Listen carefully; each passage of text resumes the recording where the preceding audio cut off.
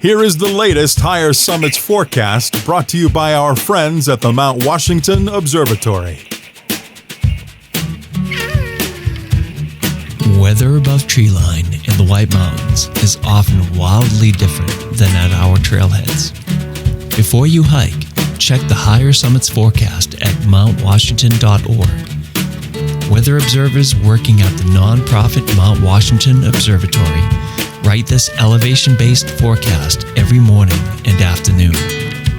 Search and rescue teams, avalanche experts, and backcountry guides all rely on the Higher Summits forecast to anticipate weather conditions above treeline. You should too. Go to mountwashington.org or text forecast to 603-356-2137.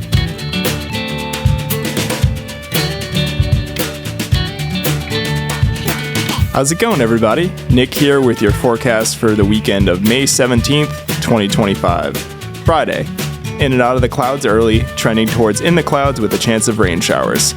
High in the mid-50s. Wind northwest, gradually shifting south at 15 to 30 miles per hour, possibly becoming light and variable at times early. Friday night. Mostly in the clouds with a chance of rain showers. Low in the mid-40s. Wind south at 20 to 35 miles per hour. Saturday. In the clouds with rain likely, possibly falling moderate to heavy at times with a slight chance of thunderstorms late. High around 50 degrees, wind south at 20 to 35 miles per hour. Have a good weekend, everybody. Looks like we've got another rainy Saturday. Take care and crush some peaks.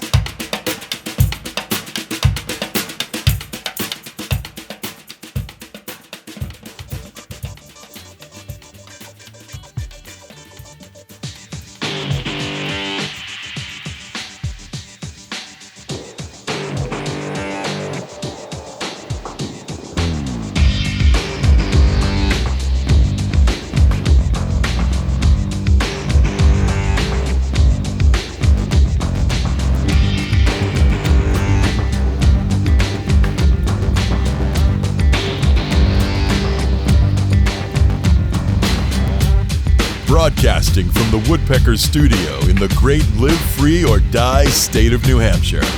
Welcome to the Sounds Like a Search and Rescue podcast, where we discuss all things related to hiking and search and rescue in the White Mountains of New Hampshire and beyond. Here are your hosts, Mike and Nick.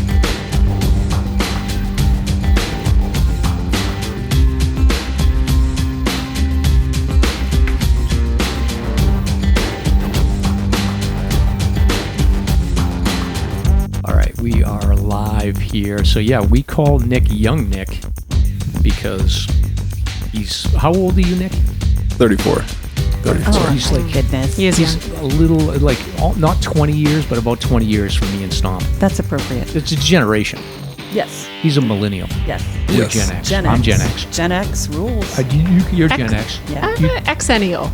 you're like kind of on the... I'm 40. I turned 40 this year. So. Okay. All right.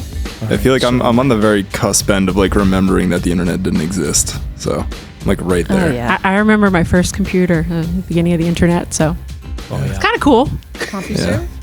Like AOL, like those free discs. We just like sign up for them, like back to back. Yep. On the microphone. You could talk. Is this better? That's it. There you go. So you're going to have that problem. She makes me laugh. Exactly, because you're going to want to talk to her, but I am. talk Like Yeah, you're that's here fine. too. Yeah. Just stay on top of Don't it. So, all right. So, let me get myself together. All right. So, welcome to episode 196, Nick. Hello. It's good to be here again. It's good to be here. As you can see, I have my in-person Woodpecker Studio self here that I set up all by myself without any help from anybody. Yep. No outside help whatsoever. No text message chain with Stomp and me or anything else going for on. the listeners, like I've been like, this has been the most stressful thing I've done since I've gone through the Songo locks. in Sebago. Like, that's stressful, but this is pretty stressful as well. But it's so professional. This is totally worth it. Yeah. Thanks for coming. So I have Jenn and Kendra here. So yay. Yay. And they're going to promise to speak into the microphone, not to each other. Totally Gonna try. to the microphone. Okay, Just very pretend good. that you're not sitting on a couch next to each other. Exactly. So Jenn has been on episode 155, and then Kendra's a longtime listener, but this is her first. Are you nervous? A little bit, yeah. You are. All right. We're going to talk about Amesbury. We're going to talk about all kinds of stuff. So we've got an Amesbury contingent here, so we'll do a segment on Amesbury in a minute. But Nick, thanks again for getting the studio set up here. So for the listeners, we've got Kendra and Jenn and me in my studio in Woodpecker South, all set up, and we're going to see how the audio turns out. Nick's probably horrified and nervous to see what happens here. Yeah, I'm a little bit. Stomp's like rolling around in his, podcast grave. Yes. Not that he's in it. Yes. Yeah, we'll see how this all turns out. I'm optimistic. I think we tested ahead of time, so I think we're fine. But we'll find out. If you're listening to this, then it was successful. Good point. Very good point. Yes. All right. So welcome to episode 196 of the Sounds Like a Search and Rescue podcast. So this week, like I said, we are in the Woodpecker Studio South in the great city of Amesbury, Mass. We've got the return of Jenn Kunze, who was featured on episode featured on episode 155, where we talked about her. Was it 9 months? It felt like it. No, it was 6 months. 6 months in Antarctica at McMurdo Station. Good memory. Right. So I did some research. So. You did. It's funny. I was just re-listening to that on the way here. That and then the previous episode, 195. Yep. And you did a lot of research I do for my Antarctica. homework. That was do my awesome. homework. Yep. Like, I didn't really have to do anything. Yeah. You talked about it all. Well, It was great. You were great. So, but yeah, so Jenn is here to talk about that, and then her friend Kendra is here. So they're going to share a friend connection through the SLASR podcast that they made, and now they're buds, which is cool. And then so we'll get to know her a little bit. All this plus an update on live event for episode 200. We've got drama over the Kinsman Trail parking situation. A missing hiker was located in the Adirondacks, and we've got poaching news, we've got safety reminders, we've got treasure hunting, we've got hiking-themed board games. Did you bring the board games? No, I did not bring the board games. Okay, we'll talk about the board games anyway. Yes, we will. So we'll talk about that, and then we've got some Florida talk with young Nick and more. So matter of fact, we're going to go back in time to 2005. We're going to talk about a story about a 13-year-old kid who actually got scared to death in the Sandwich Range. What? Literally died over fear of a black bear on the Sandwich Range in 2005. I didn't know about this story. I was doing some research and I found Never out. heard about that. it. Yeah. Terrible. That's wild. It's really sad, but it's like amazing. So anyway, we'll find out about that. I'm Mike. And I'm Nick. Let's get started. Let's get started!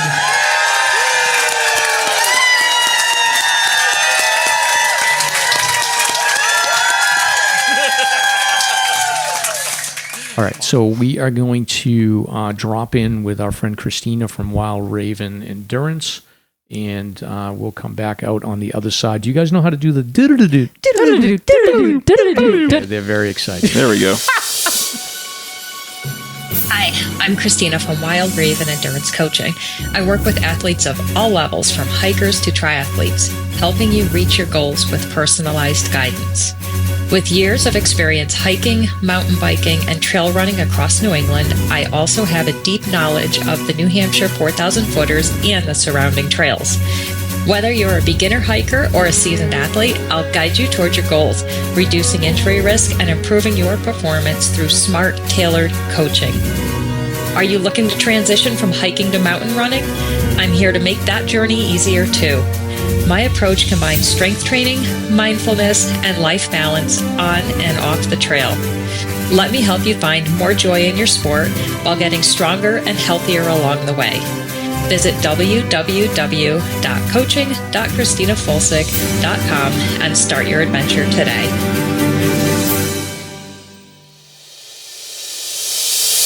All right, Nick. So welcome back. We are going to go into talking about our 200th episode plans. So we get details. We can make the announcement. So you want to break it down? Yeah, so we've got some exciting news. Our 200th episode, I guess, plans have finally been solidified this week. I know Stomp's been hard at work kind of trying to figure that out. And we're going to have a live recording at the Mount Washington Auto Road Race. So that's going to be on Saturday, June 14th, under the main tent. Before the race, Stomp's going to be DJing from 7 to 9 a.m. with a bunch of his best house progressive music. After the start of the race, the plan is to record episode 200. And after the recording, Stomp will make a DJ mixed genre setup until the award ceremony for the auto race. So it's going to be a huge milestone for SLASR. Obviously, 200 episodes. It's pretty wild to think. And as I was an avid listener before I'm here talking on the podcast, like it's pretty crazy to imagine you guys have been going for this long and you produced 200 episodes. Like that's a monumental achievement, I think, in podcasting, and especially the amount of content that you guys have. Anything else you wanted to add, Mike? I don't want to speak for you since it's really you and Stomp more than me chiming in about the plans here. Yeah, Nick, you're on the team now. You're on the team. So yeah, it's going to be June 14th, 2025. So it'll be a good milestone. Me and Stomp met through the Mount Washington Road Race, and that's right. We get to actually do an episode. So I think, like you said, he's going to be doing like the music ahead of time, getting everybody pumped up and fired up. They'll do the national anthem. They'll do the start of the race, and then after that, we'll switch over, record a live episode. And then I think after that, I think usually the winners get up there in about an hour and 10 minutes or so, maybe a little bit less than an hour. And then they have to wait about an hour and a half, 2 hours, and then the cars start coming down. So once that happens, they'll have the food situation, and Stomp will cut over and do the music, and we'll be doing the Macarena and the electric slide, I'm sure. We will. I mean, I will be. My two I can favorites. prepare. I'll have to prepare. Matter of fact, I'm going to a wedding this weekend, so I'm hopefully Practice. Hopefully, I'm going to be practicing that. So, which No would be good. But yeah, no chicken dance. Chicken dance. I could do the chicken dance. Okay. I think that's mandatory. That is Okay. All right. That is. So I just want to make sure. What I can't do is I used to do like the worm and get crazy, but I don't think I have the core strength to do that anymore. I want to. I'd like to see that. Yeah. Like I think you There's have to do space the right worm. here. I don't care if it doesn't happen at the 200th, but you need to prepare and get that back because I want to see need to the get 300. I feel like maybe we could raise some money for the podcast by selling tickets to absolutely. buy Mike a lot of coffees He's looking a little for the red worm. now. He's like, I shouldn't have told people I could do that. Yeah. Well, I can't anymore. I don't have core strength. So. we don't know that for sure. We can though. get that back. Yeah, we don't know. Okay. 225. So again, June 14th, the Mount Washington Road Race. Definitely swing by and cheer the runners on. And if you're a family member or a friend and you've got somebody running, like this gives you your excuse. You don't have to go up top and visit them. You can hang out down with me and Stomp and Nick. It should be a great time. And that, again, it's like literally just at the start of where the auto road is off 16, right? Right. Okay. Right. Yeah, it's the bottom of the auto road there. So excellent. Plenty of parking and plenty of sights to see down there. Excellent. All right. So next up here, young Nick, somebody put this on here. This is kind of a random news story before we get into the local Northeast stuff. But Metallica. So, have you ever been to Virginia Tech, Nick? I've never been to Virginia Tech, no. I've been to Mizzou, but that's like the only big college stadium I've ever been to. Yeah. So I've been to Virginia Tech. I was on a college tour there with one of my daughters, and there wasn't a football game going on there, but Virginia Tech is known for playing Enter Sandman at the start of their football game. So it's a Metallica song. And they Metallica actually played, like, I think these big schools that have a lot of money, they do this thing where they'll have like a concert at the end of the year for the students to celebrate before graduation. And they played Enter Sandman at Virginia Tech's Lane Stadium, and they set off the Richter scale. And I watched it on video, matter of fact, and the students always, like, every home game when they do Enter Sandman, they have this whole ceremony where they bounce up and down and they go crazy. And when Metallica played it live, they set the Richter scale off. So people were thinking it's an earthquake, but it was really just an awesome party going on at the stadium. What did it actually register as? Let me do you know? That's a good I was question. trying to look to see if it said in here. It just says it registers, or registered rather. I mean, that's still an amazing feat. I wonder what it must have felt like standing in the stadium. Like it must have been shaking. Must have been pretty wild to be like, should we all chill out a little bit? Or that's Nick, awesome. have you?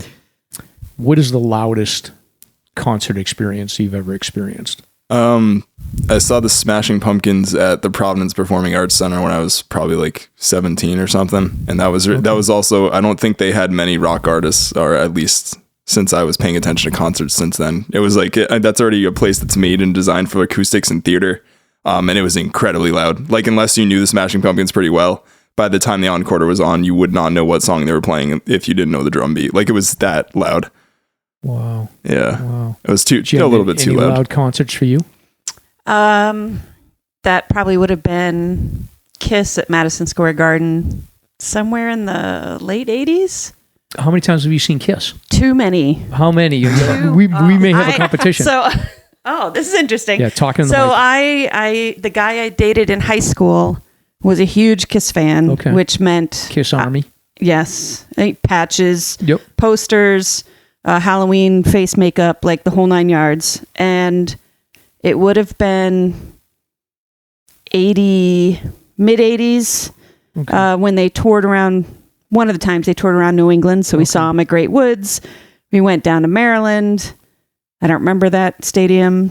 New York, and somewhere else, maybe Providence. Okay, yeah. So my first concert was Kiss and Slaughter, no makeup, at the Old Orchard baseball stadium. Nice. Yeah. So and that was a pretty loud one. But my loudest was probably, I would say, I saw Rage Against the Machine before they really blew up in Fitchburg at the hockey arena there. Oh wow! And that place was like gonna explode, I thought. So anyway, we'll see. And then Kendra, any loud concerts for you? Not really. I didn't go to a lot of concerts when I was younger. Like Dave Matthews Band, but it wasn't that loud. That's chill. Yeah. That's chill. So you still have all of your hearing, like 100%. Yeah. Both my parents actually have hearing aids, so I'm trying to preserve what's You're the smart one. Yeah. You're in the good both there. All right. So Nick, was this our Music Minute? Is that what this was? I think it's fitting. Yeah, I'm cool with that. Okay. I actually forgot about it till right now. So okay. I actually wondered why you brought it up. I was like, what does this have to do with hiking? I forgot about the Music Minute. I don't know. Minute. This is a hiking podcast, so we had to talk about Metallica. Of course. All right. So moving on, we've got a bunch of random New Hampshire Northeast region stuff. So the first one, Nick, I don't know if you did any homework on this one, but the Kinsman Trail parking is going to be changing, and it's going to be moving to, for whatever reason, I forgot to link the story, but I saw it on Facebook. And it sounds like I never go in this. It's basically the back way. Yeah. Off of, I think that road is 116 or something like that. That's how I hiked it. That's how you hiked it. Yeah. And you come up by Bald Mountain and all that. Mm-hmm. Yeah, you take the left if you're headed into Franconia. It's like you take the left down that road, kind of like if you're heading towards Littleton.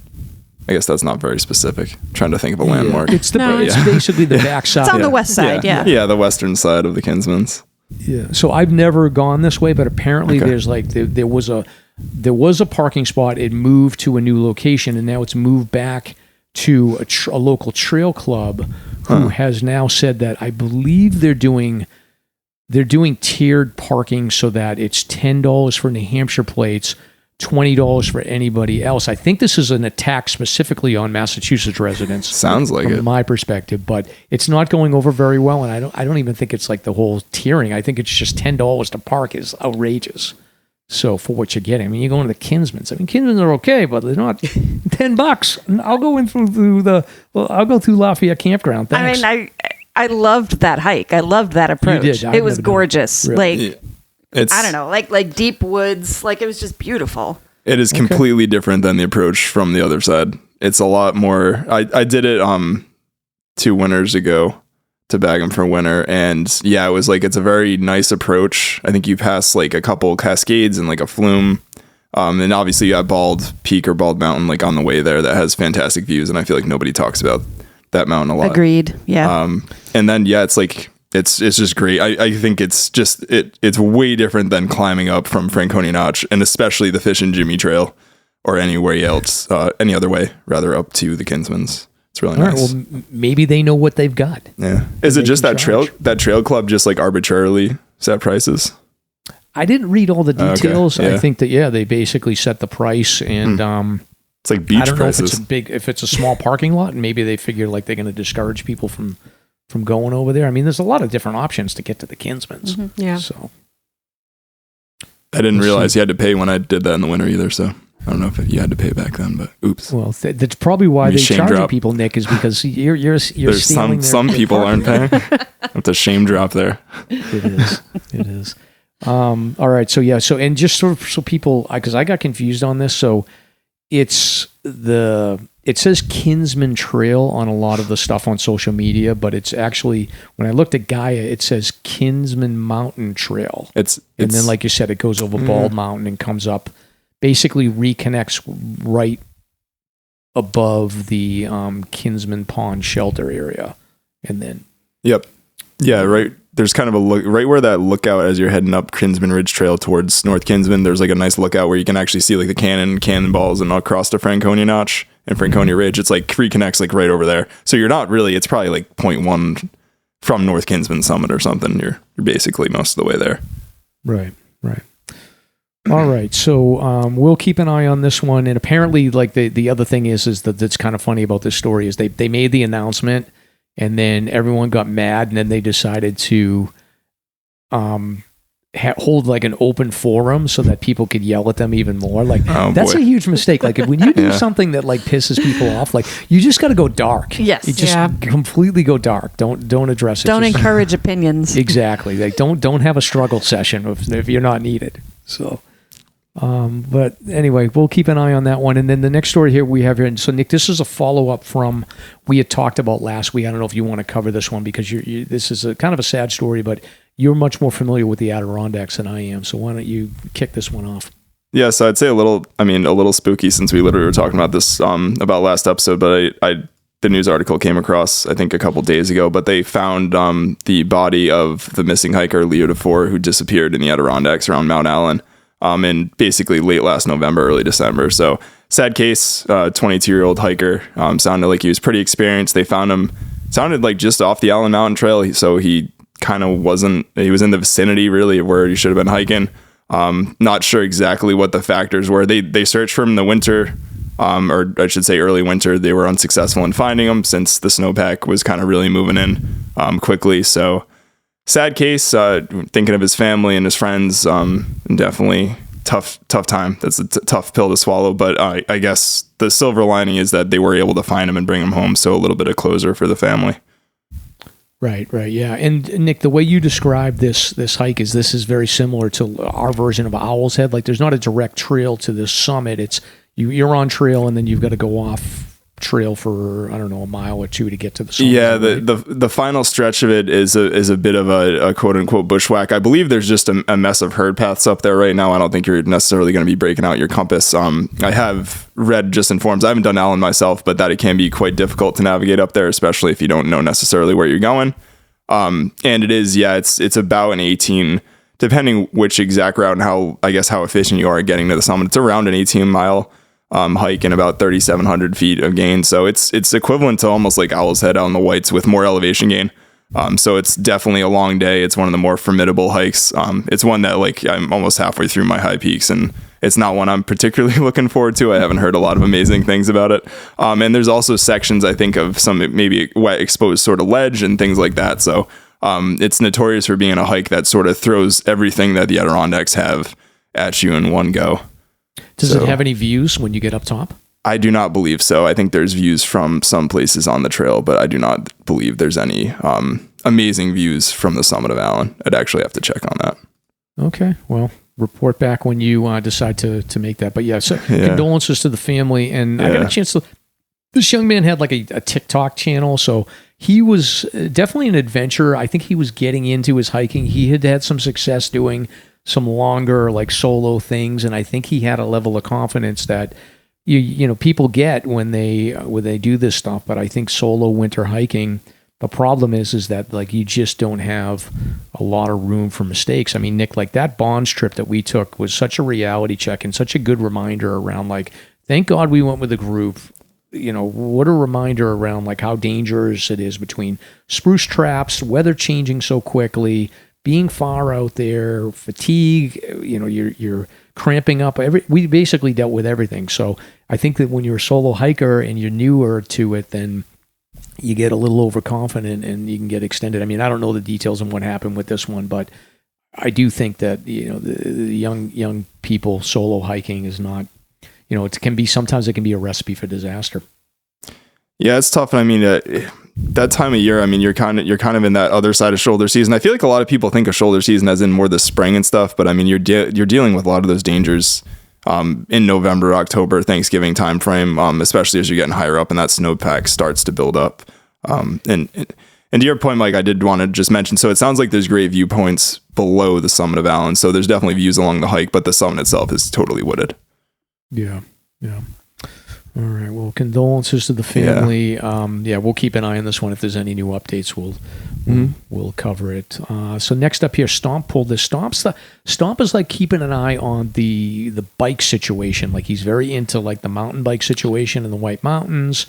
He's pulling any news stories that he finds about bikes. So the big thing with bikes right now, matter of fact, I noticed this in the my morning run. So Kendra, I'll be like running down Whitehall Road or Lion's Mouth, and I'll see these bicyclists coming by, but they're going like 30 miles an hour, and I'm thinking like, yeah, you're not pedaling really that hard. So these electric engine bikes are an issue right now. So Acadia has come out with a policy related to allowing electric bikes on their carriage roads. So I'm not as familiar with Acadia, but essentially they are going to allow Class 1 e-bikes to be on the carriage roads in Acadia. Jenn doesn't like this. Jen's side-eyeing me right now. Tell us more, Jenn. Yeah. I could feel the side-eye from here. I didn't expect that. Are these roads that cars can already travel on? No, I'm assuming carriage roads, they mean like the trails on Ossipee that are like wider than normal trails, but like used for... But not, yeah. Yeah, traditionally used for horses and carriages. But yeah, I don't trails. like that. I mean, if vehicles can't travel on it, I don't want a motorized... It's kind of fast, like 30 miles an hour, like someone coming behind you, like... So there's 3 classes. There's Class 1, which are equipped with a motor that provides assistance only when the rider's pedaling. So... it ceases to provide assistance when the bike reaches 20 miles an hour, which is not super fast, but on a trail that can be pretty fast. But going downhill, I think basically it cuts off when you hit 20. Class 2 are electric bikes equipped with a motor that can be used exclusively to propel the bike. So you can basically move the bike without pedaling, and it does stop when it reaches 20 miles an hour. And then the Class 3 bikes are the ones that can propel themselves and will go up to 28 miles an hour. And those are the fast ones. I see a lot of those around. And which ones they're considering allowing? Class 1s are allowed. So you have to pedal them to engage the motor, and it only goes 20 miles an hour. How fast do butt sleds go down icy trails? That's a good question. Yeah, I would say butt sledding, I don't know. I would guess probably like 10, 12 miles an hour when you get speed going, like down like the Cog Railway. I think that we cleared a mile in about 8 minutes. So we'd have to do the math on what that is per mile. I don't want to do that math. Yeah, we're not I think it's like 8 or 9 miles an hour. It's 8 miles an hour. Still, so. I don't know. I mean, I feel like maybe it depends on how loud they are, how rude the bicyclists might be. Right, on your left. Yeah, how wide is the road? Well, the carriage roads are generally pretty wide. I don't know if you guys have hiked the Ossopees, but I'm assuming the trails are like that. They're a little wider. So we'll I don't know. The jury's out. I'll wait until the first search and rescue for a hiker that gets hit by one of these bikes. Yeah, exactly. I don't know. We'll see. You'll be the first to cover that, Mike. Yeah. Okay. Well, Stomp will, and then he'll give me the. That's true. So Stomp's still behind the scenes. He just does the scripting here. So I don't know, Nick, if you have any thoughts on this, if you're an electric bike person or not. I don't know. It's interesting. One thing with electric bikes too is they're fairly quiet too, so it's almost like I feel like that kind of makes it more dangerous than like even a motorized sort of bike to be on those things. But it's one of those things where I feel like people, I'm sure, have a concern that it's sort of a slippery slope to like what else will they be allowed on more trails in Acadia? Like one day, like does it open up things like actual hiking trails to this if this works out well? I think that's always sort of maybe a concern. I think that gets very slippery. Yeah, because I mean, already here we're like they just in here, as far as I'm concerned, they just call out the carriage road. So I was looking to see if there was more verbiage on what a carriage road. Like generally carriage road, you think of something that used to be probably for horses or whatever to sort of supply things, but loose terminology, I guess, would be my concern with this. Because it could be like someone could be on another trail and be like, oh, I thought this was still a carriage road. It's as wide as a carriage road, so why can't I come on here? And then it puts the National Park Service in sort of an awkward position. Mm-hmm. Right. Well, they are they're experimenting a little bit, so we'll give them feedback. We'll write letters if we don't like it. I like it. All right. So next up here, we didn't put these in any level of. I think I was so focused on like setting up the studio that I didn't order my stories correctly. That's okay. I'm just glad you sent the script out. Yes, exactly. That's okay. We're all a little flustered.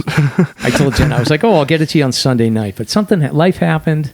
Oh, I lost the internet at one point, and then I was in Maine. I got a whole thing. I understand. I have so many excuses. I could just bury you with them. So, but Nick, I wanted to just give a plug to your YouTube page. Like I forgot. Oh, thank you. That you are a big influencer on your YouTube. So Nick totally. I didn't know that. Channel. It's called Nick in Nature, and he has a lot of good videos of like the Adirondacks and the White Mountains. He just posted a video with Mike Tachi where they did the Wildcat hike. So I thought that would be cool. But the thing is, Nick, I Googled Nick in Nature YouTube, and there's another guy that like comes up above you in the search results. So I wanted to find out who this guy is and give him like a 1-star review and get you can we on the top plug? of the search page. So it's super funny, but I never have Googled my channel before. And when I saw this like quick when I was going over the script before hopping on, and I was like, oh, damn it, there is another guy. He has a capital I on his in though, and I have lowercase I. So that's how you know to distinguish that it's me. It's also the same as my Instagram handle, and maybe he has the same Instagram handle, but I didn't look it up. We should probably find out how old he is. Maybe he could be old Nick. That's true. In Nature. Yeah, that's true. I could be young Nick in Nature. Yeah, I feel like his videos are out west. I think he's got a lot of stuff in like Arizona. I don't know where. It was like he west. can stay on the West Coast. Exactly. We could do West Coast Nick in Nature and East Coast Nick in Nature. True. I'm a little bit more regional. But yeah, I try to I put out videos in no particular frequency, but yeah, I'm kind of into side hobby of learning how to edit video, and I say film or shoot video a little bit, and been getting more into that over the past few years along with photography. So it's a fun hobby. I like reliving the hiking trips and stuff. It's also a little odd. Like, I think it took me like a month. I think Troki and our friend Paul were both like teasing me like, when are you going to do that video? But like, it takes time. Like, I like to take my time doing it, and pick music and things like that too, that I find enjoyable. So it's a fun little nighttime hobby. Yeah. Well, maybe I'll put my YouTube channel in the show notes. Actually, you're in channel. You should do that. Yeah, you're in the kids' Disney trip when they were like 6, and I got a trip to Bermuda. It's all home videos. Would Mrs. Mike be okay with that? I don't know. You should ask permission. Yeah. That's funny. Yeah. All right. Well, you know what's another video that's been floating around the internet, Nick? This one was like pathetic. There's a turkey poacher in New Hampshire. I don't know if you guys saw this or not. But this hunter was, I don't know, at a cemetery visiting his loved ones, and he sees this guy turkey hunting. I think it was first of all, you can't hunt in a cemetery. Second of all, I think the day that the hunter was involved in this was illegal, and the whole thing was a total disaster. Like, the video's been taken down, but the Fish and Game posted on their Facebook, and they were like, if anybody can identify this person, please let us know. And the matter of fact, I'll move this over to this channel here, so you can see here. So I'm showing Kendra and Jenn. Basically, like, the guy, it was in the woods. He shot a turkey who's like right next to a headstone in a cemetery, and then there's another person filming him as he sneaks up. He's hiding behind the headstone, and he drags the turkey out into the woods. And that is absurd. It's crazy. And then he's trying to like be inconspicuous about it. And then the other guy that's filming it is a hunter, so he knows all the rules, and he knows immediately that this guy is breaking the law. So he turned it into Fish and Game, and then apparently they were able to track the guy down. And because turkeys are so hard to find. I mean, right? Even Amesbury has turkeys. Oh my God, they have turkeys. There's an old guy that feeds the turkeys. You'll wake up in the morning and you'll see 10 There's turkeys. someone in my building who feeds the turkeys too, and they're like they chase the cars in the parking lot. It's like a thing. Yeah. Well, Amesbury had a very famous turkey named Kevin that used to harass cars. It was a bachelor turkey. That was before my time. Yeah. That was legendary. But it got kicked out of its flock, and it used to just basically it adopted cars as its flock, and it would chase the cars on Whitehall Road. So it was I don't even know famous. where Whitehall Road is. It had a Facebook page and everything. Kevin the turkey has a Facebook page. It did, yeah. Oh. It did. There was a famous turkey in Reading too. The same thing, yeah. Oh, yeah. The bachelor turkeys. So, wow. Yeah. So I have no words. Just taking this all in. It's interesting because I grew up in North Reading, and there's a turkey there, and then I'm in Amesbury, so maybe it's me. It's probably you. So and the deer. Also just a headline you don't see every day. Poacher wounds turkey, then wrestles it in cemetery. New Hampshire video shows. He didn't even get a good enough shot to kill it with the. That's kind of sad. Yeah, there's a lot to unpack. There's a lot to unpack. Yes. Yeah. And then there's another story here on Facebook that the New Hampshire Fish and Game put in where they apparently there was a hunter that was responding to what he thought would be a trespassing call. So this hunter's in land where he shouldn't be. And instead of him just apologizing and saying, "Oh, sorry, I'm in the wrong area," he was very nervous. If you've seen Northwood's Law, you see the story over and over again. People cannot, they basically looked super shady, and the conservation officer started digging, and turns out that the guy ended up, he thought he shot a turkey, and it turned out that it was a hen. And when he realized that it was a hen, I guess that's illegal to shoot, he left the hen in the woods to rot. And now he's facing charges and a loss of hunting license. Now, people were in the comments talking about, they're like, I've done this before, and I reached out to the Fish and Game officers and told them, I made a mistake here. And Fish and Game was like, okay, that's no problem. You can just basically, learn a lesson here and let us know where it is, and we'll fix it. I mean, I'm not a hunter, but how similar do they look, and how good a look, do you get at something you're shooting? I don't. I can't answer that, but I would hope you get a really good look at whatever you're shooting. That seems like one of the higher priority items. Yeah, you would think I'm going to identify, because last week we had a story where two hunters, one of them shot the other one. I heard that story, or maybe it was on the podcast. Yeah. So either hunting is way more difficult than we think, or there's just a lot of people that are not as safety conscious about hunting than they should be. That's a way to put it. Yep. So anyway, but speaking of safety, I got some safety and wildlife reminders here, Nick. So Nick, let me ask you a question. If you are out walking around, say you're in your yard and you stumble upon a baby rabbit that's in a hole, do you A, pick the rabbit up and take it inside, put it in a box, and call 911 and ask the police to come get it, or B, leave it the hell alone? I'm going to go with B after a lot of thought. All right, so much thought. That's a good call. So Fish and Game wants to remind people to leave baby animals alone. Chances are mom and dad are coming back, and if they're not, then look, nature's going to take its course. Either that animal's going to get adopted by some other animal and be raised, but maybe you'll get a deer that's raised by bear or something, or it's just going to die. Same with seals, baby seals. Leave them alone. Don't pour water on them. I'm a big seals. Oh, in the Salisbury Beach and seals. stuff. Yeah. Not to mention, there's going to be sharks hanging out. Already spotted on the Cape. Oh, yeah. Yeah, hopefully not here. There's been sharks up here in Cape Ann too lately. So, but that's a good reminder. I didn't even think about that because I barely ever go to the beach around here. It's harbor seal pupping season right now. So what does that mean? It's when the harbor seal, the moms give birth, and so there's a lot of baby harbor seals, and so not so much in our area, I think, because the coastline's limited, but it's more busy up in Maine. But okay. A lot of people make phone calls. There's a marine mammal rescue team, and Yeah, sometimes people will pour water on the seals or like call the police or yeah. You so hear all weird. these weird stories, but I just think of if you see a baby seal and you thought it was stranded, like at first instinct is like, let me get a pail of water and like dump it on it. Like this will help. But apparently it's a commmen thing. Wow. Okay. That people try to do. I would never think to do that. Yeah, me neither. A general good rule of thumb. Matter of fact, when I'm researching, I'm going to Hawaii. That's like a big thing is they tell you like stay away from the sea turtles and all this stuff. And they have video. You see it like the Taurons of Yellowstone. I would never think to go that close to an animal. No, I just it's wild see too many animals. videos where bad things happen.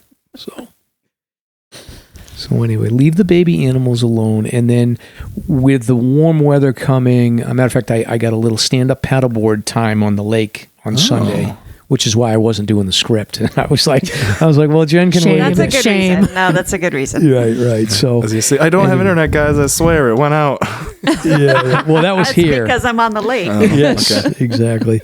But anyway, so it's swimming lake river season here. So just a reminder, Fish and Game put out another reminder, just make sure you practice water safety. We always hear, unfortunately, this is the time of the year over the next like 6 weeks or so where drownings are going to happen.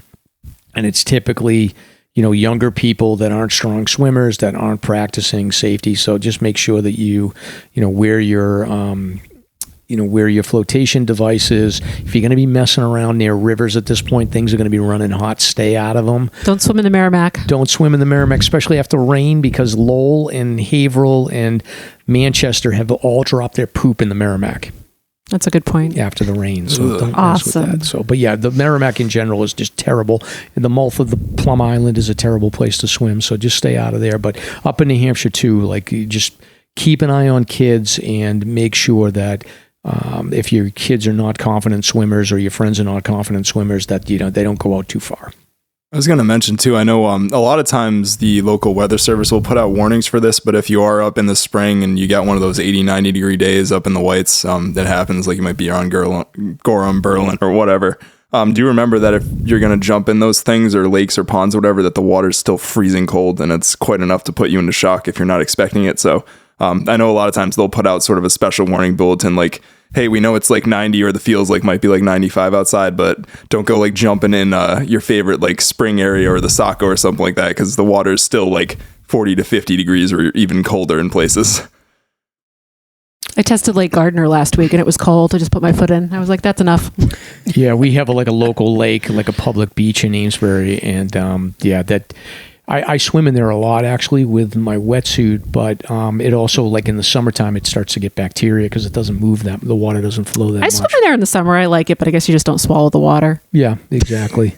So sometimes lots that's of good safety points. Yes. Yeah, don't swallow the water. So, but the other thing I just want to remind people of, we talked a little bit about this earlier, Nick, but more and more that Madison Gulf Bridge closure has opened up this discussion.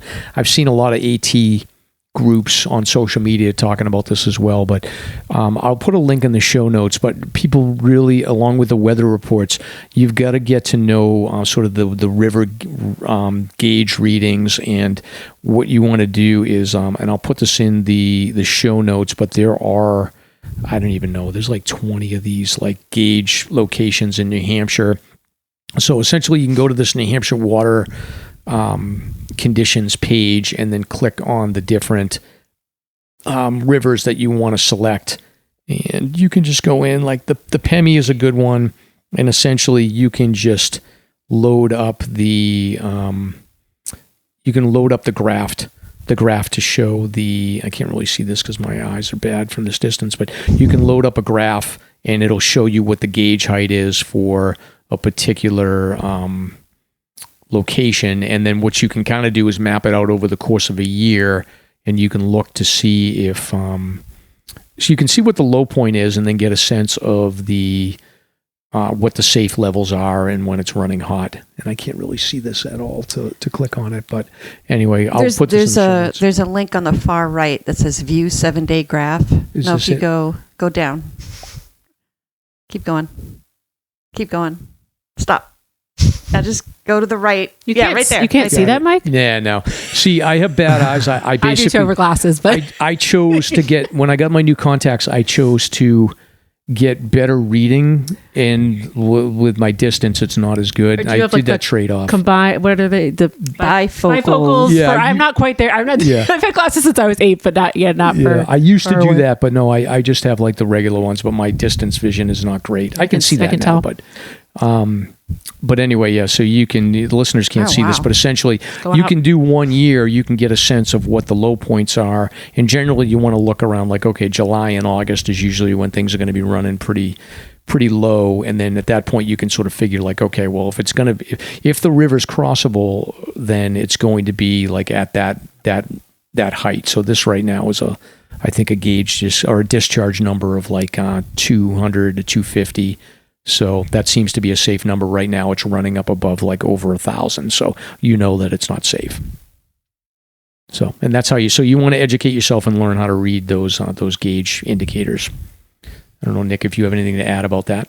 No, other than that, I mean, it's something that when you guys had talked about it in the past, sort of those discharge rates to watch them, like odds are you can kind of judge if you want to look, if you're going sort of around maybe the Lincoln Franconia area, you want to sort of look the Pemmy. If you're up by towards like the northern Prezzies, places like that, you can look sort of at like the Ammonoosuc or Androscoggin. Like you can look at sort of different rivers discharge rates based on where you are. They're going to vary a little bit, but I think overall it'll be pretty similar, like no matter where you're going, no matter what time. Like the snow melts kind of sort of dissipate for most places and sort of tail off at some point in the spring. And like as Mike said, I think August, September are probably your months where everything is generally the lowest.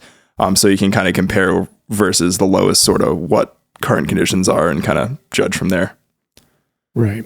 So we'll put that in the show notes. And yeah, just in general, this, I can tell you right now, this is not the time to cross rivers. So just stay safe out there. Everything's running hot right now.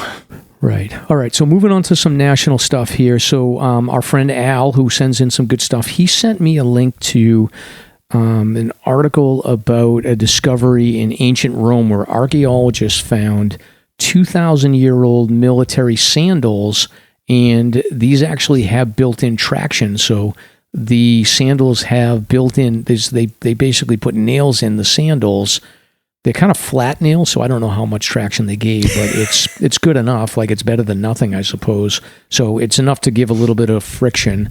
So they discovered these 2,000-year-old Roman sandals near an ancient military fort in Germany.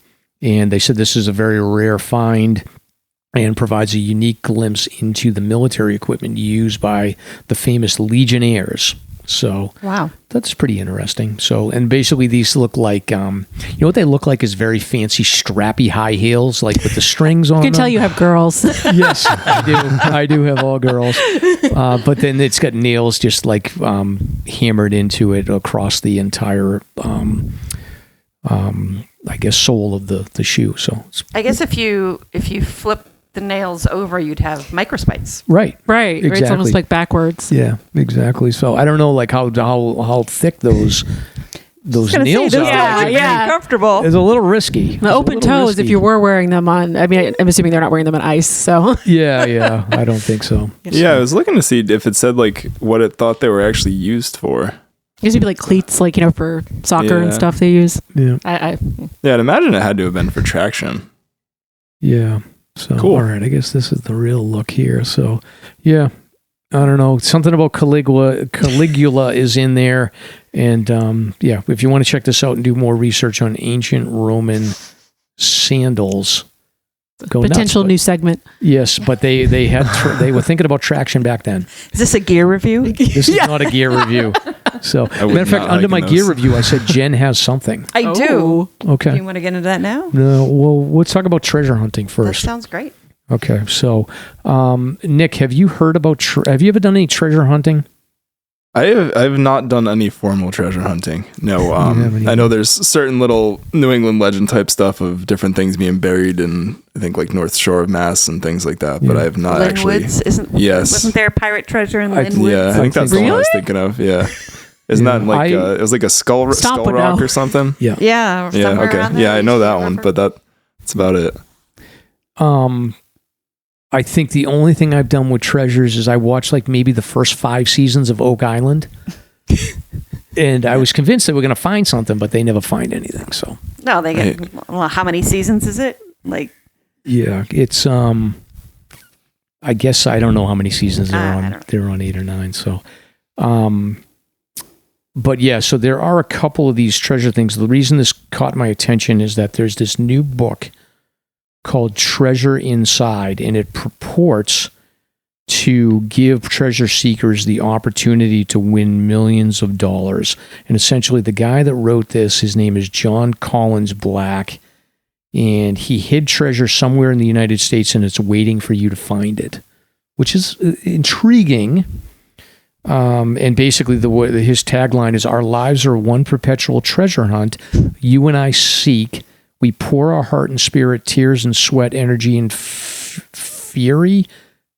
Fire, I don't know what that is. Fiery will The font's into kind of acquiring funky here. these things we covet, whatever they may be. This is true of everyone. So I guess he's got a bunch of doodads in here. He says that this is the culmination of 5 years worth of work, and he worked with a bunch of experts in his field to gather this treasure. And I think it's broken up into like 5 different locations, and you buy a book.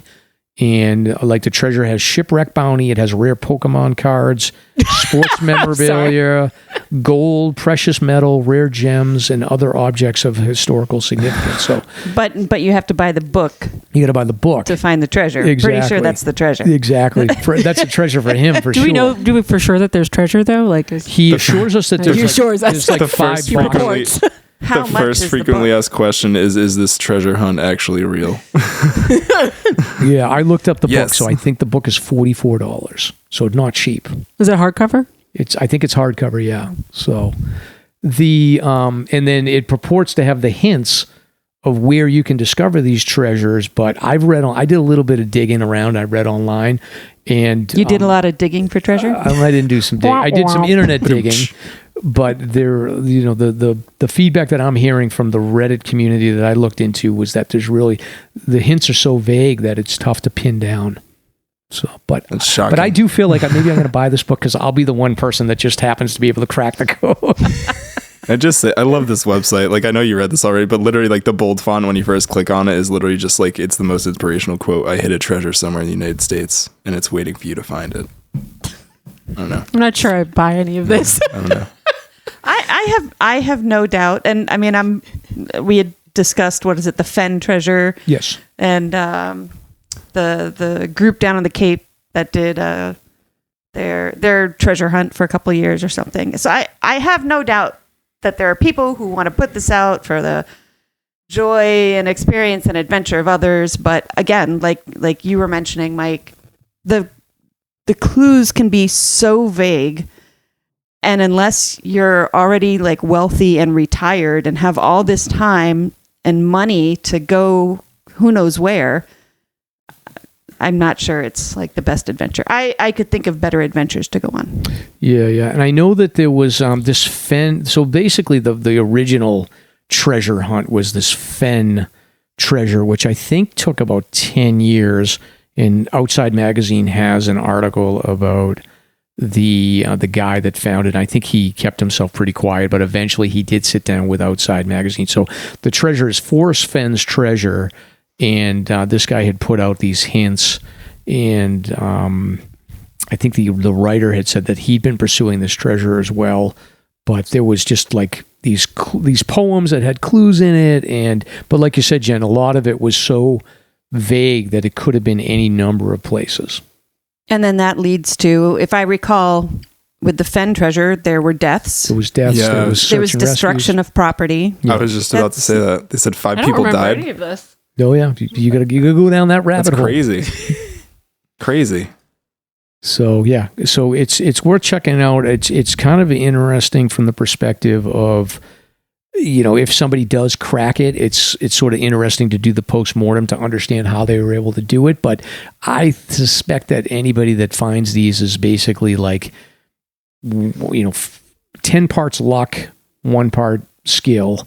And I do wonder whether or not like these, I can't remember. I feel like with Fen, I think that he continued to drop additional hints over time. So maybe that helps narrow it down. Maybe I'm wrong about that, but I think that that's what happened.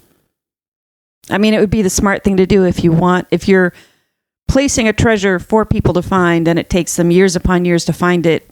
I mean, you want in theory, you want people to find it. Yes. So you're going to have to help these people find it without, giving it to them on a silver platter. So, dangle little hints from time to time or clarification. Right. Well, here's a question you guys can answer. If you were going to hide treasure in the White Mountain, no, it's illegal to do that. So I don't encourage anyone to do that. But if you were going to hide treasure, where would you hide it? Well, I can't give that information up. Because you might run a treasure hunt. You know where I would How do you do treasure hunts, like with your... I believe we'll be getting to that. So you won't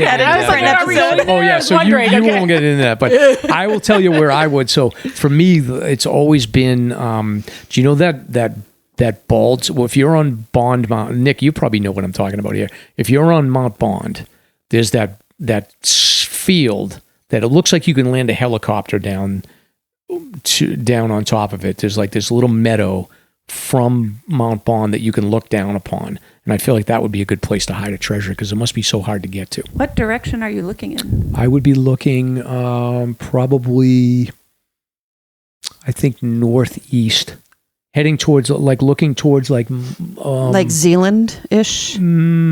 Probably, yeah, maybe more like towards Mount Washington. I've only been up there once. I don't remember. Yeah, there's a meadow. I'll find a picture of it and post it on the show notes. Unfortunately, my experience on Bond, I did a Zealand Bonds overnight with a stay at Gio. It was gorgeous. And we woke up to a brilliant sunrise. And then as we made our way up Bond, it was probably 20 or 30 mile per hour winds, and it was fog, and it was rainy. I got zero views on Bond or Bond Cliff. But I will say the last time I was at Zealand Hut, the boyfriend and I hiked out to, what's the cascade? Towards Ethan Pond. Oh, Thoreau Falls, is it? Yes, I think. Yeah. We hiked out there, and from that vantage point, looking towards Bond, you can actually see Gio. Huh. So I don't know if it was that meadowy area is in that same... Might be, yeah. It's just looking down. It's off the shoulder of Mount Bond, so I think that would be a good place. But I don't know, Nick, if you have a special spot where you might hard to find or hard to get to place. Probably in just one of the random ravines off Mount Washington or Adams or something like that. Like I feel like there's a lot of places over there that you could stash something. Maybe somewhere in the Great Gulf. I feel like that fits sort of the treasure hunting vibe with a lot of people think of it like Lord of the Rings and stuff in there. I haven't been in there yet. I'll gotta get in there at one point. I think that's something I'll try to do this summer, but I'd heard it's pretty wild in there. Very much akin to never was logged or anything to basically how it's probably looked since like the 1800s in there. So I think that'd be a good place to put it. Hopefully we're not giving like a serial killer some advice on where to hide a body. He's like, a place is most likely to be checked. Well, now people are thinking about that. Right. You mentioned it. Guys out there be like, the Great Gulf, huh? Never heard of that before. No one goes there. Nobody got any ideas. But yeah, so we'll link the details about this treasure inside if you want to spend $44 and guess where it may be. He did say he's got like 5 boxes, and one of them is in is somewhere near the Appalachian Trail. That's all I know. It's a long trail. So somewhere along that 2,100 mile mark. I can't imagine that the Appalachian Trail Conservancy would like that very much. No, I can't imagine either. So hopefully that it's on a blue trail. Yes. Right.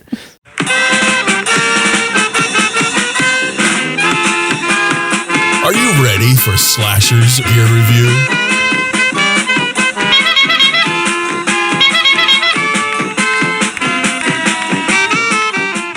And then next up, so we have gear review. So Jen has promised something.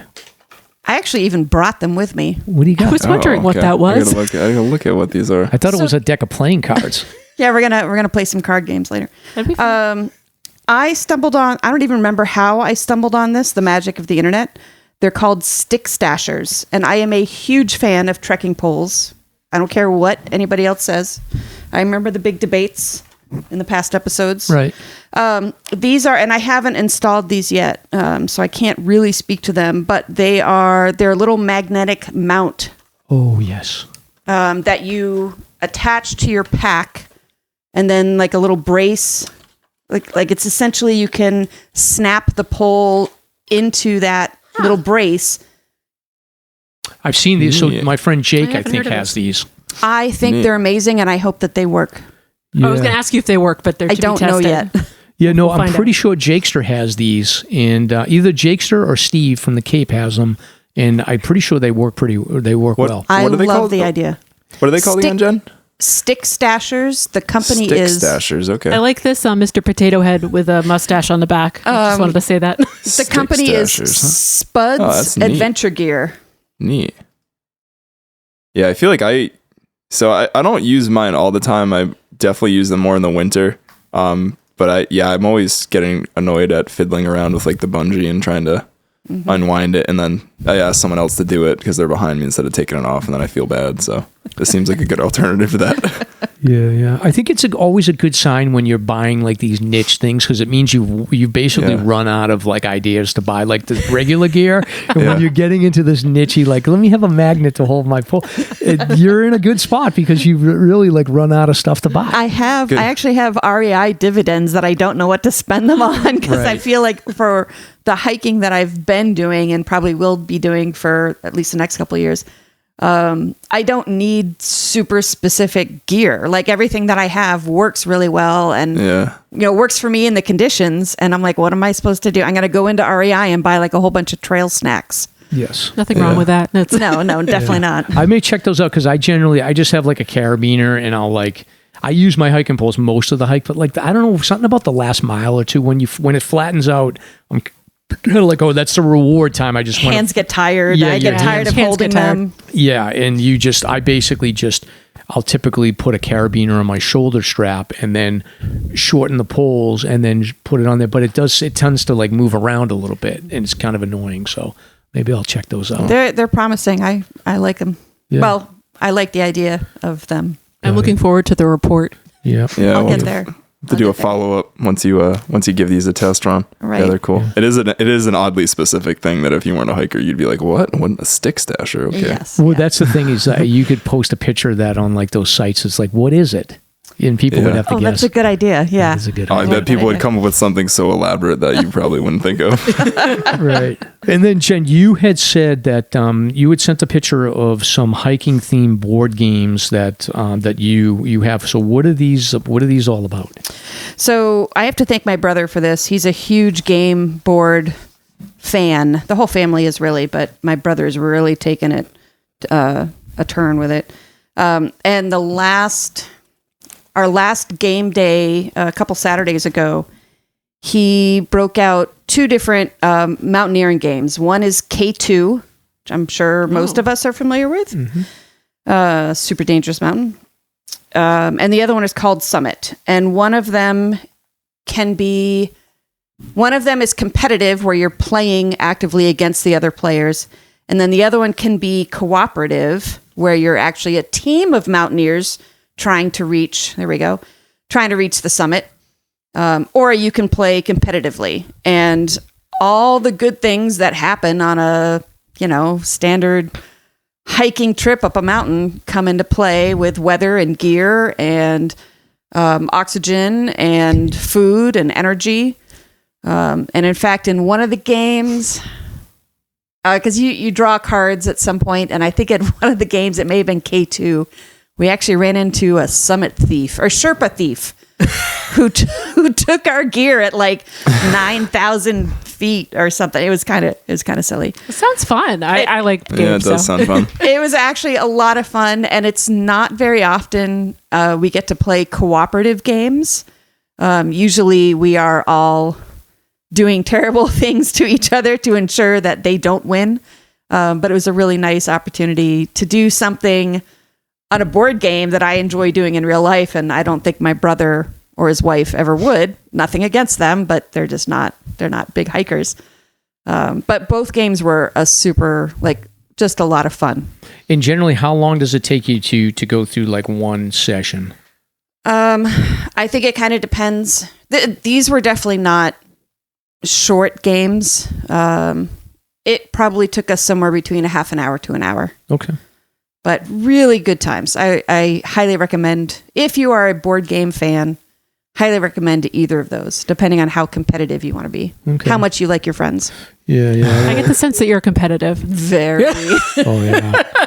We do play some board games. We'll play like Uno and like card games too, but we'll do like Monopoly or Parcheesi and things like that. But it usually ends up with like a terrible fight, especially Uno, because a lot of them, it's not my side of the family, but Mrs. Mike's side of the family are prolific cheaters, and they'll hide cards, and like it always turns into like a disaster. So it's just unfortunate. Yeah, you may never reach the summit. If you play with them, it sounds like you may never reach the summit on either of these games. Yeah, there'll be a lot of Sherpas that are oxygen tanks stuff. Go missing. Right. Amesbury game night, so if you ever need an extra player. Oh, yeah. Let me know. Yes. We all know that hiking a mountain can be hard at times. So here's a corny dad joke to help you get over it. Ba-dum-bum. All right, so this is the part of the show where I do a dad joke, but let me just see if I have my dad joke here. All right, so I'm going to do a pun. I don't have a joke, but I have a pun. Puns are jokes. Okay, so Bigfoot frequently gets confused for Sasquatch, yet he never complains. Nice. Get it? Very nice. I would say that is an abominable joke. You doubled up. I too brought a dad joke. You did? Okay, go ahead. Yeah. It's actually more of a dad question, I guess. Okay. Mike, how do you store all of your dad jokes? I give up. In a database? Oh my gosh. That was good. That was my favorite. Thank you very much. That was pretty good. All right, I got one more here. How do moths swim? The butterfly stroke. The butterfly stroke. Oh, you're a dad, though. Nick with the win. Oh, so it Nick has doesn't gotten void it. the Sorry, I answer shouldn't 2 have weeks in a answered. row. No, you totally should have answered. I love it when people get his jokes. I feel like All I've right. heard that one before, but All I right. agree. Well, we sometimes we do pop culture talk here, but we don't have anything, so I'm going to go right into 48 Peaks, which is one of our great sponsors. Are you guys doing 48 Peaks this year? I probably will not be able to. You won't be able to. Conflict. Okay.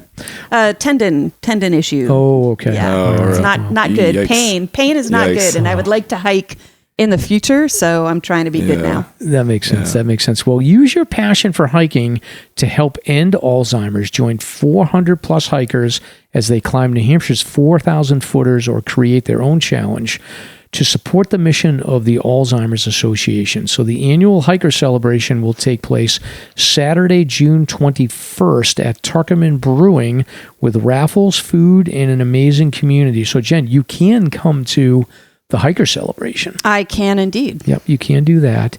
So no fundraising minimums are required, but those who raise $100 by, I believe it's May 23rd, Megan just sent out the deadline, will receive the 2025 performance grade purple t-shirt. So let's turn the mountains purple to end Alzheimer's. So visit alz.org/48peaks to learn more. So yeah, by the time this episode comes out, it will be the 16th, and then you'll be on 1 week clock to raise your $100 to make sure that you get a t-shirt.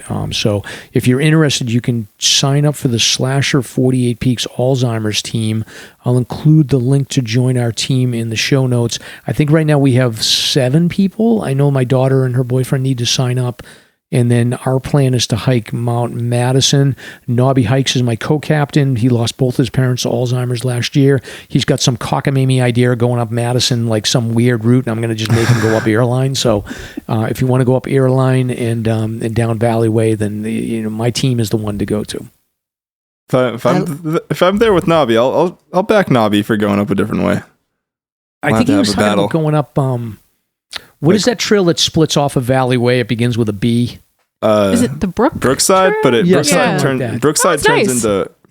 It turns into you can hop on Watson Path from there though, and Watson Something Path's like steep. that. I haven't heard anything good about Watson Path. Cool. So Kendra says the Brook Path is good. Well, it's just like a part. It doesn't go all the way up. It's just like it parallels, I think, what is it, Valley Way or Airline or something? Valley Way. And I think Airline is just one of the best trails right. ever. So why skip it? Exactly. So, I mean, maybe we'll go down it or something. We'll see how it's always the weather dependent, but we'll see. Yeah. So who knows? We might get bad weather. You never know what you're going to catch. We'll never know if anybody's going to put rocks in Mike's pack this year, but we'll find out. That's true. That's true. That happened before. So all signs point to. Yeah, that's true. But actually, I have my my goodie beer canister with all my stickers and everything. So make sure I open that up for you guys before you leave. But if anybody, listeners, want stickers or anything like that, you can go to Ski Fanatics or you can go to Spinner's Pizza Parlor in Andover, Mass. I've been meaning to go there. I don't drive through Andover, but I want to check it out. I got to check it out too. So, but yeah, check that out. And then if you want to get SLASR swag, you can go to the Bonfire Shop and choose between super popular hoodies, classic or V-neck tees, and more. The color selection is great, and they are priced to move. So check it out. I should have worn my sweatshirt. I think it's been in the laundry for a while. I'm kind of at the tail end of, it's been a while since I've washed my clothes. Anyways. Nick, can you dig into that while I do something here? She has to wash her clothes.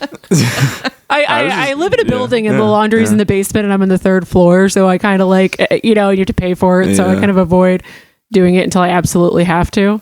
Yeah, it happens. I had a roommate I can say in college. more, but I'll try not to. Yeah. No, I had a roommate in college that legitimately would go out and buy more underwear and boxers because he didn't want to do laundry, which I thought was a lot. Wow. So no, that I'm kind of past the underwear I like to wear, and I'm kind of into this is the last 5 pairs, and I have a lot of underwear. So it's a real thing. It's a thing. Yeah, it's real. I get it. When laundry isn't on the same floor. Can be tough. Can be tough to get down there. It's a tough life, yeah. All right, Nick, thank you for digging into Kendra's underwear. Appreciate that. That did not sound good. What is this podcast coming to? Moving on. Moving on. So, yes. So coffee donations, if you want to show your support for the podcast, you can donate at SLASR's Buy Me a Coffee site. We'll put that in the show notes. And then we want to give a shout out to Nancy MVY, who bought 10 coffees. So she says, thanks for the years of listening and for the last month keeping me updated on New Hampshire hiking as I was on my long section hike of the AT in Virginia and West Virginia. So shout out to Nancy. That's a very cool. That's a good area there awesome. for you to be section hiking. And thanks for the coffee. Based on the amount of equipment I had to buy this week to set this studio up, we're gonna need it. Yeah. Mike blew through all the coffee money. More coffee. I did.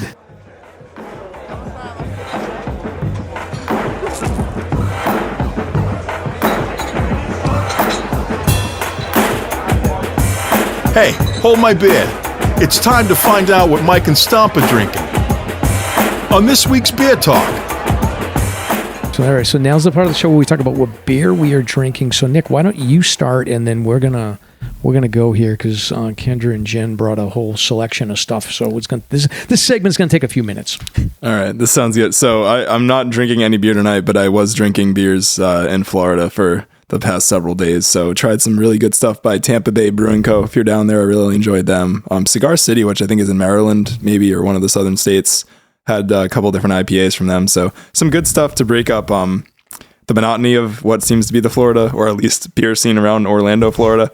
A lot of domestic beer everywhere, and it seemed like good stuff on draft was a little hard to come by. So I'll move it on to you guys. I think Cigar City is in Florida. I think I've toured them. I think I wasn't sure. them. Let's look them up. Let's do a quick fact check on that one. But yeah, I had the Highlight IPA that was really tasty. Yeah, they're in Tampa. All right, thanks, Jen. Thanks for calling that out. Problem. But yeah, they were really tasty, and they were on draft in quite a few different places. And I had a beer at Animal Kingdom, and they have a Safari Amber that is brewed specifically for there, which I thought was interesting. But it's actually just an amber ale brewed by Budweiser, so it was less exciting after I looked that up. Yeah, I would not want to know that last bit. Yeah, I almost wish I hadn't looked it up because it was just it's a Safari Amber. This is cool. And then I was like, it's probably just basically Budweiser. Oh, well. Anyways, what do you guys got over there in Woodpecker Studio South?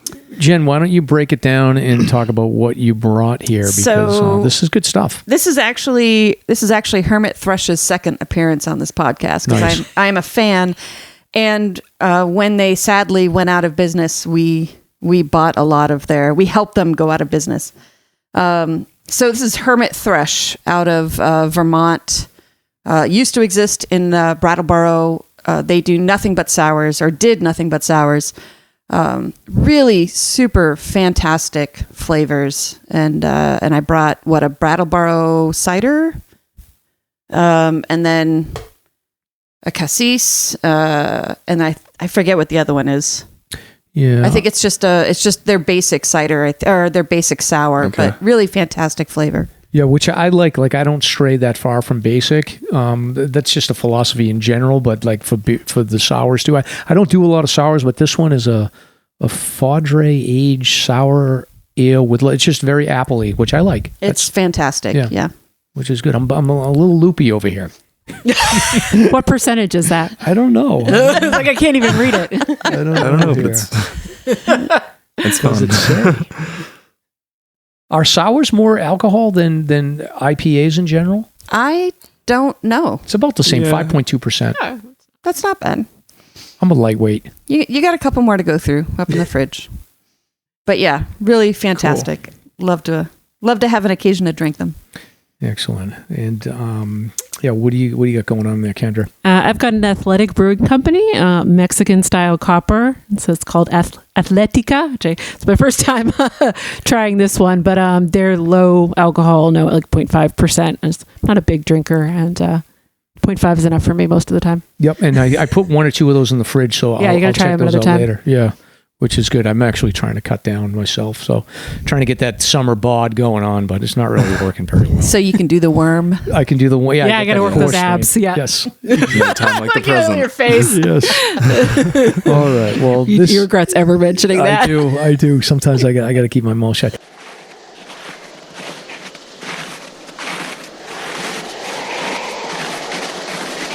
I knew we should have gone left back there. Stomp, don't worry. I know it's this way. I've got a feeling in my gut. Are you sure you're not about to have a bowel emergency? Totally. We got this. But I just blew out my hip. Fell down that gully with my 40-year-old microspikes. Suck it up, Stomp. It's 4 p.m. We're at 3,500 feet. We got 9 miles back to the parking lot. Your leg may be broken. We got no cell connection, and we can't feel our fingers. But we're finishing all of my list tonight. By the way, I need some water. I'm empty. I would if I could see what I'm doing, but my headlamp batteries are dead. You gotta be kidding me. What a chump. This is the last time I hike with you. Whatever, mister. Do you know me? I have a podcast. Whatever.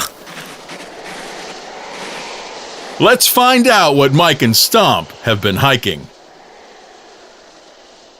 This is the part of the show we talk about recent hikes. So I have an ingrown toenail. Ouch. I'm sorry. So I can't even wear shoes right now. You're not wearing shoes. Yeah. Wearing shoes. Yeah. I can vouch for that. I'm wearing fuzzy socks, but I tried to do my own surgery on it. Have you guys ever had an ingrown toenail? I don't think so. I don't think so. I tried to do my own procedure, and my wife is just shaking her head. She's like, it's not going to work. And I thought, like, I've seen people do procedures on their ingrown toenails on TikTok. So I was like, I would go to a professional. or maybe even just YouTube and not TikTok. Yeah, that's true. I figured, I was like, well, it can't be that difficult. But for whatever reason, I can't dig out the last, I don't know, half a centimeter or something, and it hurts like hell. You podiatrist or something, Yeah, I know. Well, that's what Mrs. Mike's advice was too. But I said, well, I'm just going to let it. I'm just going to let percolate. Let time heal it. There you go. But time doesn't work, so I don't think I'll be hiking anytime soon. But you have the Alzheimer's. You got to get that resolved soon. I do. But it's like, matter of fact, I'll show you guys. Didn't even have to ask. You can't really see, but it's No. You're really good at separating your that's second great. toe. I was like, I don't think I that's could a Greek characteristic, I guess. So okay. Anyway, This if is you a say so. hiking podcast. so I'll post a picture of this in the show notes and people can look. But there's no hiking for me. I did take a trip to Maine. We cleaned up the camp. I had to fix the Starlink because I didn't put the PVC piping from the roof in correctly. My father-in-law corrected me, and I had to go back up there and unhook it and hook it back up.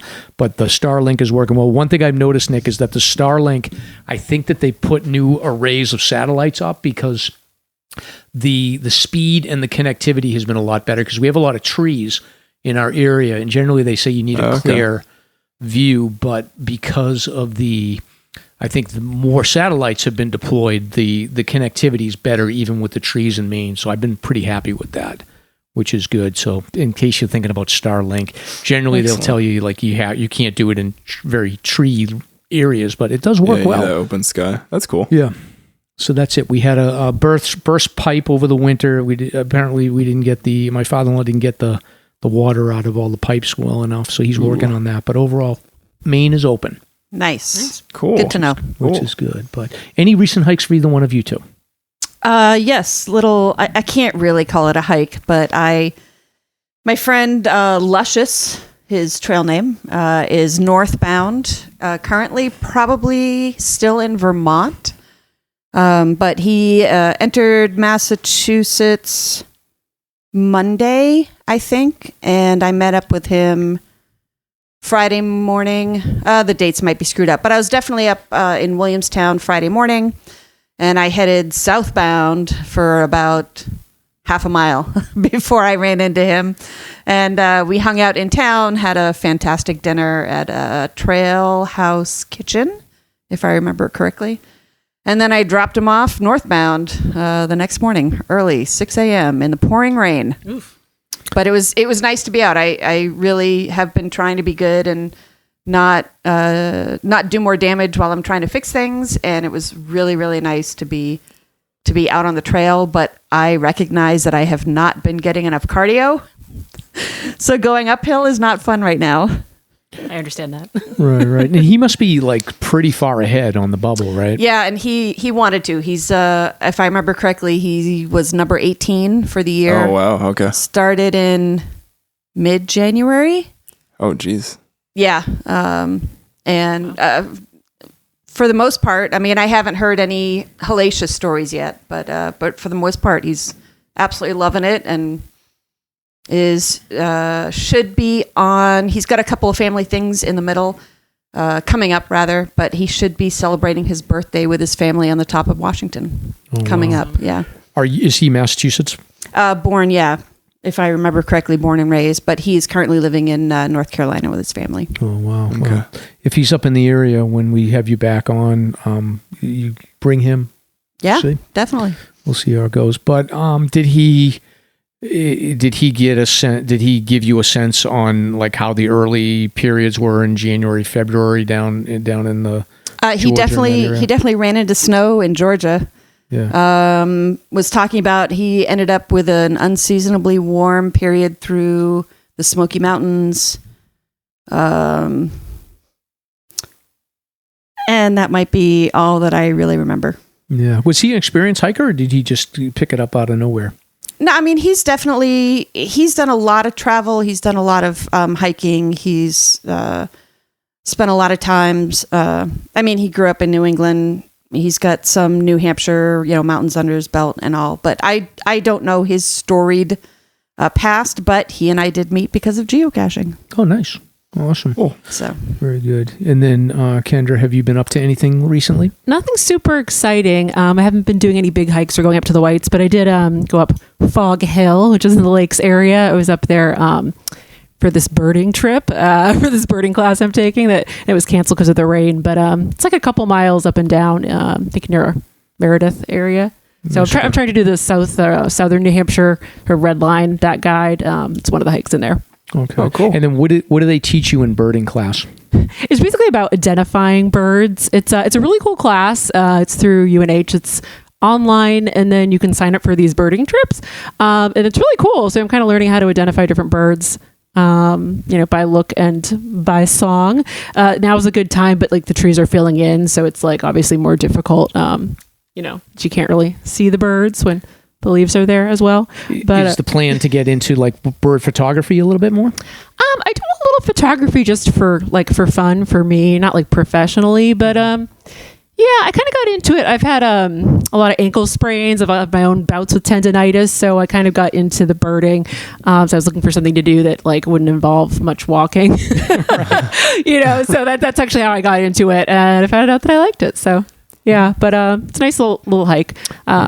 I haven't done much birding, but I will say that I do quite excited if I see a woodpecker or a hummingbird. Those seem to be the ones where I get very excited, and I'll break out my camera. I try to get the slow motion going whenever the hummingbirds. I've never seen a hummingbird in real life, actually. They're shocking how small they are. They look like giant bugs. So fast. Yeah. We have like a plant. It's called bee balm. It's kind of like a peppermint plant outside our bedroom window. And it's like, it's like our bedroom's up one story basically. But in the summer, the hummingbirds like love that flower, and you'll just see them like kind of buzzing and out. And like the first couple times I saw one, I thought it was like just a giant bug because they kind of like flutter. It's crazy too how they just like hover in midair and then they just zip off like super quickly. I've probably really seen them and thought they were like bugs. They're pretty neat. That's super cool. All right, Nick, any adventures in Florida? Did you do any hiking, or did you just hike around the Animal Kingdom? No, the only hiking I got in was around Animal Kingdom. Yeah, so I'm fresh off. I actually just got back this morning from basically hanging out around Orlando with some friends for a couple days, but it was really rainy down there. Not that usually Florida, I feel like you get sort of the typical afternoon thunderstorm, but right. It rained like most of 2 of the days we were there. Made the most of it, and yesterday was gorgeous. I know we had mentioned we thought about checking out that Ocala National Forest, but didn't get out there. And the only sort of physical activity I got was running around the golf course and looking at the fun birds around there. They have all sorts of cranes and stuff. I was looking up some of the different types of sort of birds and whatnot that they had down there, and they had some alligators on the course and stuff. So that was fun. But yeah, that was about it. All right. And then do you have any plans to get out hiking anytime soon? So yeah, I'm around Memorial Day weekend. We're doing a trip up to the Adirondacks. I'm going to stay around Schroon Lake. It's maybe like an hour outside the high peaks. I know there's some hiking around Lake George area, kind of around there, which we haven't checked out at all. I'm hoping for some family-friendly hikes and hopefully get back to bagging a high peak with some friends. So we'll see what the snowpack looks like up there, and I want to make sure that nobody wants to murder me while I'm hiking with them. Okay. Kind of a legendary hike I did, loop hike I did a while back with some friends out there where my friend's fiance at the time probably wanted to murder me. So I'm hoping to avoid that situation for all of us again. Yeah, it was a long day. So don't push people. Save those hikes for me and Steve and Jake. Yeah, yeah.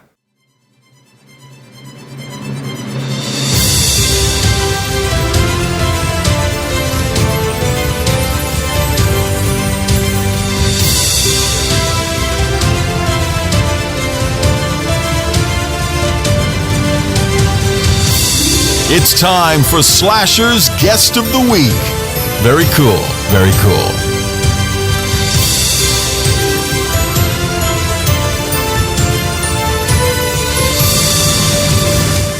All right, so we're going to skip notable hikes. We'll push those to next week, but so we're going to move right to the main segment here. So Jenn and Kendra. So Kendra, I'm going to start with you. Okay. Can you just give me your origin story and talk a little bit about how you and Jenn met? So maybe start with a little bit about how did you get into hiking, and then talk about like the interesting story about how you and Jenn met through a connection about the SLASR podcast. So I'm taking credit for this friendship.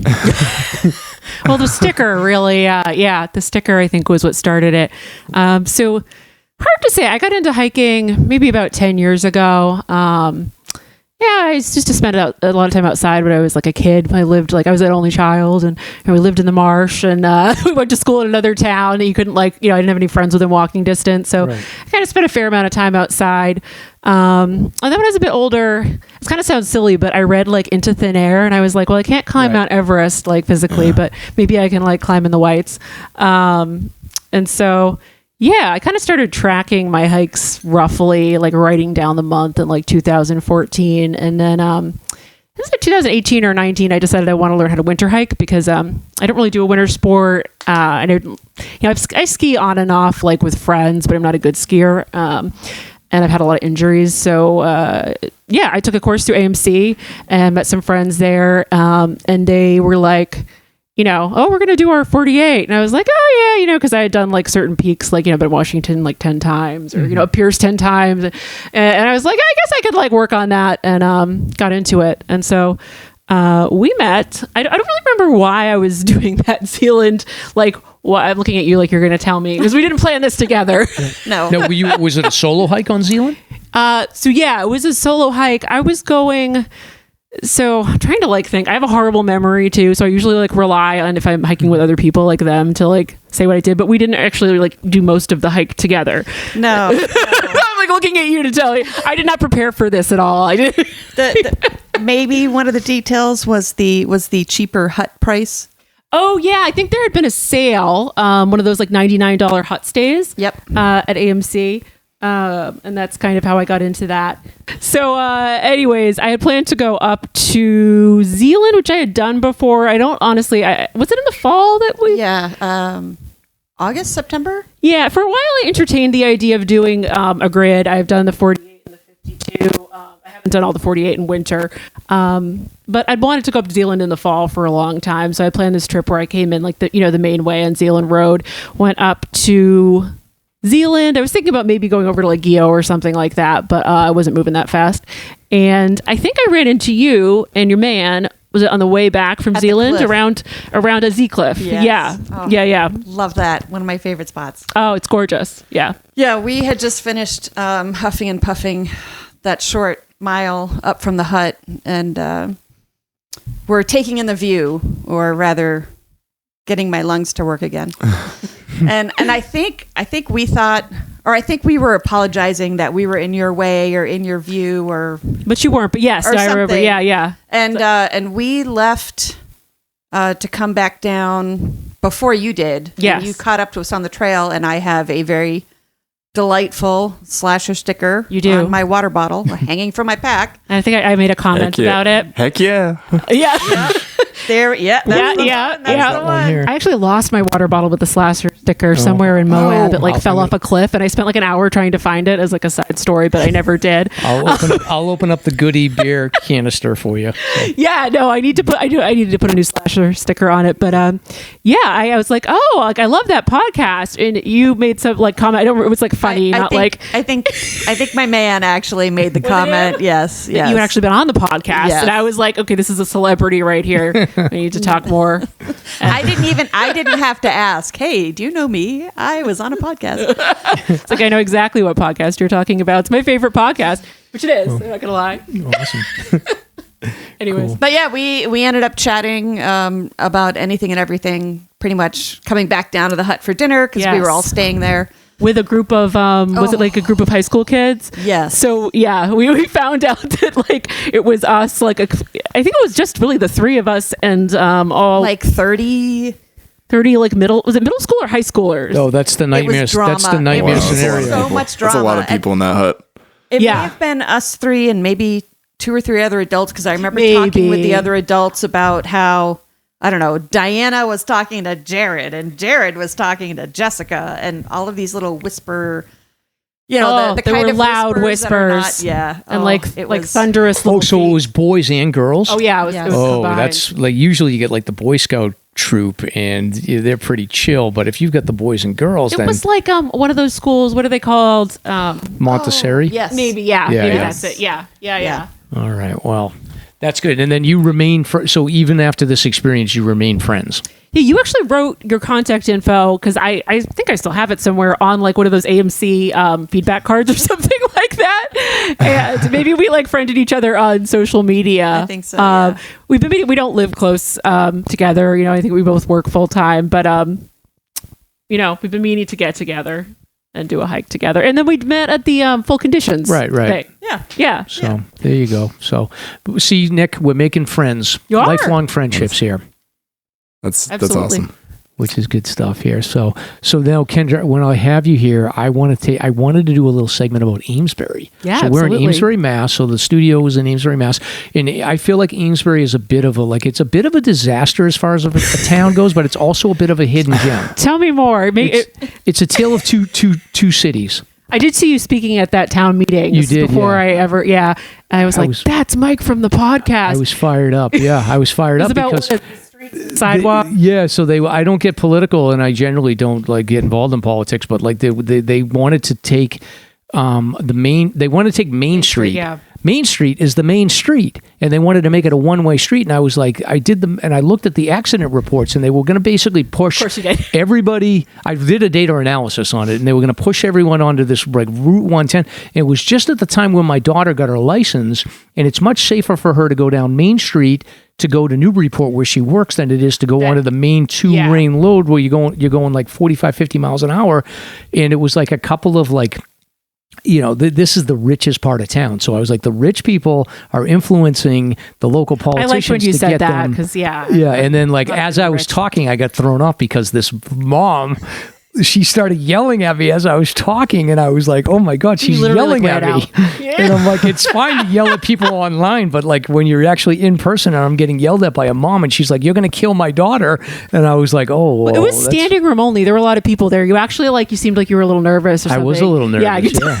I was like, well, what did I get myself into here? You're talking kind of fast. But. Yeah. I was just, I had to get back to do the podcast too. Oh, okay. So I just left anyway. But it was, anyway, but let's pretend that never happened. Yeah, okay. The thing about Amesbury is that, it's like a disaster of a city, like sometimes, but the school system has some problems or whatever. But it's actually a great city because it's got 3 breweries. Used to have 4 breweries. So we have Mill 77 and Beowulf Brewing, which are like traditional breweries. They have IPAs, and I think they might do sours occasionally. And then we have another brewery called Sylvaticus, which is more of a German brewery. Oh, I like that. Which is good. And we have a downtown area that's very walkable. It is. It's nice. Yeah, we have multiple coffee places. So we have like the Bakehouse. We've got Ovidia, which is like a chocolate place, but also a coffee place. And then we have Andy Man Bakery, which is right up the street. I like that place. I actually did the river walk for the first time, I think, last weekend, which is a good place for birding. Yes, I parked down by the Stop and Shop, which is kind of near where I live, and took it down to about downtown and then went back. It was a nice walk. Yeah. And I would recommend to Whittier Hill and into Woodsum Farm. You've got like miles and miles of trail systems here where you can go hiking, but there's a lot of good opportunities for birds there too, because I've seen owls, I've seen golden eagles, I've seen multiple woodpeckers in that area too, and there's a lot of deer and wildlife as well. A lot of deer. I get a ton. Yeah, I love the Gardner's really nice like that because I was coming from Beverly and I used to live with a good walking distance from the beach. I was renting there, looking to buy, and Beverly's pretty pricey. Right. Not that Amesbury isn't, but it's a little more affordable. The place I got, yeah, exactly. And I love the beach. And it's actually close to Salisbury Beach. I go there a lot too. It's only like a 12-minute drive, so it's actually it's a nice area if anybody's looking to, move, make a friend. Right. Why are you looking at me? If you want to move, you want to move down here? Yeah, and it's got a lot of good. Yeah, it's got a lot of good restaurants. We've got like 2 Mexican places downtown. Mm-hmm. We've got like a fancier place called Crave, and then there's a Mediterranean chicken place called The Coop, which is actually really good. I haven't been there. And then we've got the Flatbreads Pizza, which is a pretty famous place. So yeah, there's a lot of places in Amesbury that I would recommend. Yeah, I like sort of the hill to by Lake Gardner. I like walking around there and kind of going up it and down is like a local thing. So so I will put in the show notes links to our trail system and some of the sites to see around here. And then Kendra, before I get to Jen, any plans for the summer? Any big hikes? Any big adventures? Nothing specific planned. I had a pretty big adventure in January, February. I actually went to Patagonia with a friend of mine, and we did some hiking and trekking for almost 2 weeks, and that was like a lot going on. Wow. I had like a sick pet at home who's elderly, so I really haven't done much, but I'm hoping to plan some hut trips for the summer. Maybe some sort of trip with Jen, and maybe she can do a little geocaching with me. Absolutely. I've been wanting to get more into bushwhacking and technically I think like the New England, 67, like I've done some of the ones in Maine, so I want to work on that, but no hard plans yet. Okay. And when you go to Patagonia, do you get a guide when you go there to help you, or you get like Sherpas, or what the deal is there? We had no Sherpas. We didn't hike, we didn't backpack like the whole time. We ended up staying in like a lodge and doing a couple nights of trekking. So we didn't need to bring like a tent, all our food, and a sleeping bag. But we went through a company that I would recommend that helped basically book the stuff for us, but we did not hire a guide. We did the trip ourselves. Okay. All right. That's awesome. That's definitely a bucket list item for me. Like, what's the flight like down there? How many hours is it to get down there? It was like the longest flight. I haven't done a lot of international travel myself. It was like the longest flight I'd ever been on. It was actually like, I think 3 flights in total. Okay. But it wasn't bad. I mean, considering since we were there for I think like 12 full days. But everything I've seen from there looks incredible. So. It's gorgeous. It's really beautiful. Definitely recommend it. And you said you did like 2 weeks down there, just about? Yeah, about 2 weeks. Okay, awesome. All right. So, Jen, I did want to jump over to you. So you were on episode 155, and we talked a lot about your adventures in Antarctica. So I did want to start there. So we had reported about this situation that happened with the researchers from South Africa. So there was much different than the environment that you experienced in Antarctica. So this is like a small research station that's stationed by South Africa, and they only have like 9 or 10 people, I think there. So McMurdo, my recollection is you've got like in the hundreds, right? Yeah, when I arrived, we were at 600, and at the peak, it was 9 something. All right, so it's much different. And then geographically, McMurdo, I think if you put Antarctica up on a flat wall, like you're essentially like the southern part of Antarctica, and then this station for South Africa is like kind of the northern end of it, or whatever the directions are. They're basically completely across from each other. Yeah. The only station we were next to or close to was Scott Base, which is the New Zealand station. Yeah. You'd have to basically draw a line completely across it and go the entire continent. But the reason I wanted to bring this up is because it's an interesting situation. So I think that in South Africa, their research station, it's 9 or 10 people. They're there for 13 months, I believe. So they got dropped off in November, and I think that there was people maybe staying with them for like a month or two, and then the window closes in like January for them to get out? No, well, I mean, I don't know about that.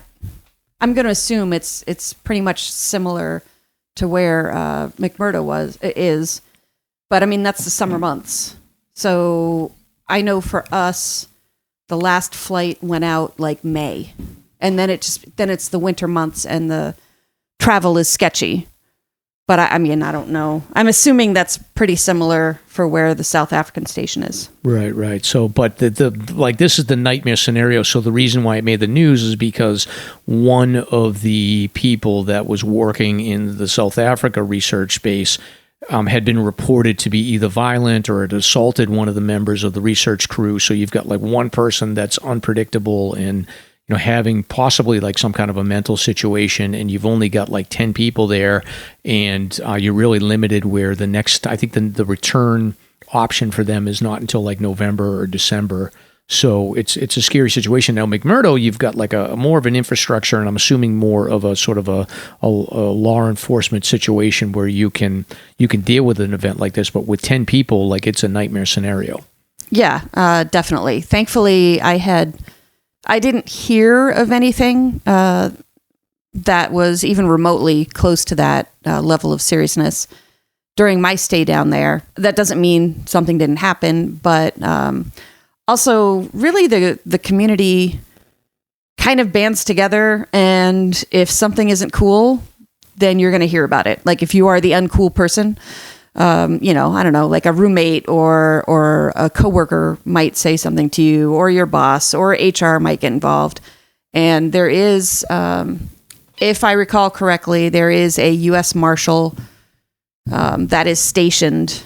And I don't remember if they are the station manager or if they are an additional person, but I think that's it for law enforcement.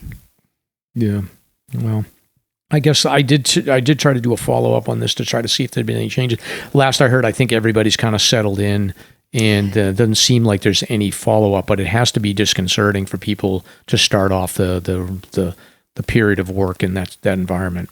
Yeah, when you sent the script over and mentioned that you were going to bring that up again, I did a very light search on it to see if there had been any resolution stated, and I saw nothing. I saw absolutely nothing other than the initial reports about the situation. Yeah. So, and I think that I read that, like, I think the closest research base to this Sine 4 station was like 100 miles away, which, correct me if I'm wrong, but in like the winter seasons in Antarctica, you might as well be 10,000 miles away, right? Yeah, pretty much. It's not realistic that you can get in a snowcat and make your way across this environment. No, like there's crevasses and all sorts of crazy stuff. I mean, if you don't have, for lack of a better word, trails or routes that have been set down by a specific crew, like you have no idea what you're traveling over.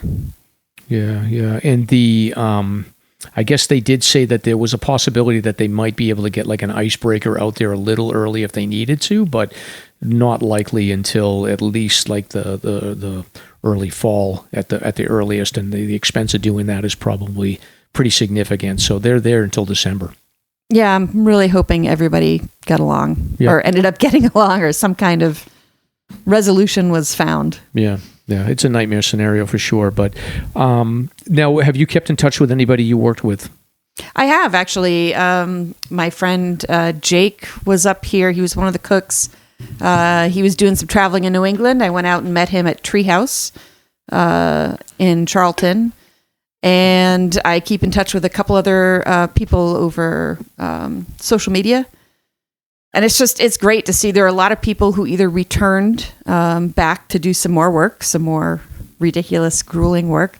And then there are other people who, went back to a regular life. There are people who are still out there traveling. It's been fantastic to see all the different directions that people have gone in. Yeah. Well, you've been keeping busy with work and volunteering, and we'll get into that. But is there any itch to consider to go back there in the future? I wouldn't say no, but conditions would really have to be perfect for me. Like I would want to go down with a friend group, or at least the boyfriend. Being down there solo and not really having there are friends and acquaintances, but I would really want to have like really, really solid friends that I could lean on when I needed to. Right. So, okay. Well, that's interesting. And then go ahead, Nick. Yeah, I was going to say, this sort of ties into the last, I guess, sort of the story about the South African base too. But when you're down there, is it kind of like each base is left unto themselves as far as like governing, like say if there's a situation like that happens, like is it really on the base themselves to sort of resolve the things, or is there sort of like there's no like governing body like in Antarctica, right? As far as like some sort of like standards as far as if people are fit to go there, like physically and mentally able to go there? Is it all each country kind of gets to decide what's kind of fitting? Yes and no. So there's the Antarctic Treaty, which I have talking points about. I remember you mentioning that before. It was signed in December of 1959, initially signed by 12 countries and now includes over 50 parties. It's aimed to prevent international conflict and promote peaceful use of Antarctica. There's no military activity, as in weapons testing or military bases. No nuclear explosions, disposal of radioactive waste. There's a whole component about like scientific cooperation. There are some countries that claim territory, but that's not officially recognized by the treaty. And where, for example, the U.S. base McMurdo could technically be on New Zealand property. It's not really looked in that fashion. It's not looked at in that fashion. It's a United States property, but New Zealand kind of has like a lowercase claim to it, if that kind of makes sense. But as far as like legal situations like that, I mean, the United States, base or property, there are 3 bases down there that the United States has, the South Pole, McMurdo, and then Palmer Station, which is close to the southern tip of South America. Like New Zealand's base or France or South Africa wouldn't have any say, as far as I'm aware, of what happens on the U.S. base and vice versa. Interesting. Yeah, to me, it's such an interesting dynamic. To think that, like, I don't know, it's not anywhere else. like anywhere else in the world, I guess. It's cool that they kind of had the foresight to make a treaty back then, like in the 50s, but and also I wonder if some of that is because it is just truly just such it sounds like an amazing place. I mean, I've listened to your episode twice beforehand and I thought it was really interesting and just different, but it does sound just incredibly desolate also at the same time. So it's absolutely starkly different. And there were days, I mean, I'm so used to, hiking out here and you hear the chipmunks scurrying around, toads hop down the path in front of you. Maybe you're lucky and you see a moose or whatever, and there's trees, and there's none of that. There's absolutely none of that out there on any of the hiking trails, because there's no trees, there's no greenery. There's a bird and some seals, and then there's water life. But it's a real. I wasn't sure that I would find it beautiful, but it is absolutely gorgeous. Yeah. It's just so completely. It's like when you spend all your life in New England and then you go visit the Southwest, and it's this whole new terrain, or the Northwest or wherever. It's just a completely different world. And there were days where I had to remind myself, because of work, there were days I had to remind myself that I was in Antarctica. Because in the summer months, it's mostly dirt. But then, you just kind of look around and you remember how incredibly lucky you are to have that adventure. Yeah, that's super cool. So I know you spent some time volunteering, doing other things, I think more locally, right? Yeah, Mount Washington. I think we know that spot. I got very lucky and ended up with a winter spot volunteering at Mount Washington Observatory. I was scheduled to do a summer week up there. You're not supposed to do winter without summer because it's a lot easier to get down in the summer if things don't work out for you, if you're not comfortable up there. And I think somebody had a medical issue or they were just short a person, and I got a call and ended up going my first time end of March into April, about 2 weeks after that crazy weather madness, super cold temperatures. That 2021? There was, I feel like every winter has had that like period, but no, I remember you're talking about it was like the coldest wind chill, right? Yeah, I think that was like, it had to be 2022 maybe? Gosh. Got like COVID maybe. Blur. I know. But absolutely loved it. It was so amazing to have that kind of opportunity to see how different the weather can change hour to hour up there in a very, very safe space. And then my most recent was January 1st to the 7th this year. Okay. And I got to top my personal wind speed and stand outside on the observation deck with 110 mile an hour winds. Oh, wow. And it was nuts. What'd that feel like? Did you just like full lean into it kind of deal? Yes, absolutely. Yeah. I was not brave enough to do the whole like jump up into the air and then get pushed back. Maybe next time. Wild. It was really amazing. And you just don't realize how nothing you are to the weather up there when it gets bad.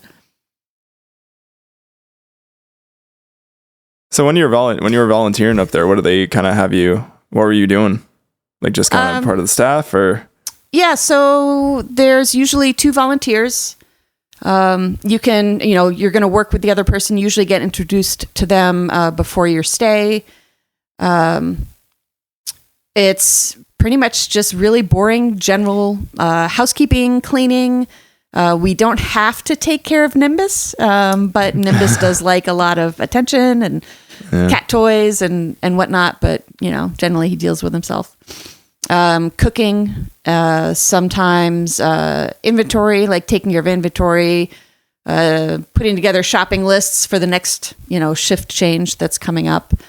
And then sometimes there are edu-trips that they have the opportunity to stay overnight, get some science while they're up at the top. plus a couple of meals. So we would take care of them as far as, making sure that they have snacks and breakfast and whatnot. And both of my visits, the first one, the EduTrip there were no EduTrips. And then the second one, it canceled because there was a chance that they would not be able to get off the mountain that day. In fact, my shift ended early because I had to go back to work. And if I had stayed for the entire shift, chances were I wouldn't get down for another couple days. I would have stayed. I would have been like, sorry, work. I know. It was very, very tempting. But trapped on Mount Washington. Adulting is hard, and my checkbook really wanted to get back to work. That's true. So what's your advice if people want to get on a volunteer path to be able to do a winter stay up in the observatory? Definitely read the material that is available on the website. There's a lot of really specific info about, once you're up there, especially in the wintertime, once you're up there, you're not getting down, without it being a big issue. So make sure that that's something that you want to do. Read up about the do's and don'ts. Pretty much common sense, but there's also volunteer opportunities off the mountain if you get in touch with them and see how you can help out. Right. And don't go into with rose-colored glasses like like Patrick talks about, like how they get good weather there, but there's no guarantees. No. When the first time I got up there, I had kind of a mixed bag. The ride up was like classic bluebird, gorgeous. It was March. There was almost no wind. And then 2 days later, it was 75-mile-per-hour winds, and you couldn't see anything out there. So, it's like hiking up there. You just have to be ready for everything. You have to have the right equipment and be smart about it. Got it. All right. Well, me and Nick, thank you for coming in. And me and Nick, we've pledged that we were going to go geocaching with you. So we have been planning to do a geocaching segment, but Jen wants to make sure that we actually get out and do it so that we can do it justice. So we're going to do that next month. At some point, we're going to figure out a date. Yes, absolutely. So, yeah, my calendar's getting packed in June, but we'll figure it out. I'm down for like stick season. Stick season too. Yeah, we could do that. Yeah. Doesn't have to be right away. Is there a particular season that's better for geocaching? Doesn't matter. No. It doesn't matter. That's like saying, if there's a particular season that's better for hiking. Right. Well, I would argue, winter, summer, but yeah, you're right. You can get out anytime. Yeah, absolutely. Yeah. All right. Well, thank you for both of you for coming in. Nick, is there anything else that we wanted to ask that we missed? I don't think so. I was going to ask I guess I did have one more thing to ask. Is there any sort of similarities? Because I know we always talk about how crazy the weather is on Mount Washington, how unforgiving that environment is. Is there any similarities between your experience in Antarctica and volunteering and kind of doing stuff there and actually I understand the stints were a lot shorter, and being at the observatory? A lot of it, there are definitely, this is a horrible answer, but there are definitely similarities and there are major differences. I had a lot more fun volunteering because it was a lot easier work than Antarctica was. What I think is hilarious is that I dressed warmer. I had more and heftier clothing for Mount Washington than I did for Antarctica. Okay, but that was actually going to be one of my main questions. That's cold temps. I left the winter jacket that I like the winter hiking setup that I use for the whites. I left that at home and just brought I have a very kind of low level, but it does the job, Eastern Mountain Sports, like old school, like puffy jacket. And that's what I brought down to Antarctica. Granted, they did provide the extreme cold weather gear. Yeah. So if I needed something, I had a ginormous, 50-pound parka that I could wear. But knowing how extreme Mount Washington is, and the wind temp, but the wind speeds down in Antarctica never reached most of what I experienced on Mount Washington. But again, it was the summer in Antarctica. So New Year's Eve at 11 p.m. at night, which was New Zealand time, was bright blue sky, and I think it was like 33 degrees. And a lot of people were out in shorts. I mean, I had just come from work, so I had chef pants on, but I had a short sleeve shirt on in Antarctica. But the humidity there's no humidity. It is so super dry that it does not, if there's no wind, it doesn't feel like it's, 30 degrees. It feels like it's 45, 50. Interesting. Yeah, it was kind of strange. But I definitely dressed for more safety and my well-being up on Mount Washington. Yeah. All right, so that's it. Mount Washington's more dangerous than Antarctica. That's what I'm going with. I think so. I like it. Awesome. Well, cool. Thanks. So we will we'll definitely look forward to doing the geocaching, and thanks for both of you for coming in. Yeah, thanks for having us to this super awesome studio. Yeah, it's like our we'll see how the audio comes out. I'm sure it's not going to be perfect, but I think that we will we'll work out the kinks. So I appreciate you guys sticking with us to work those out. Yeah, thank you. Let's dive into some White Mountains history, shall we?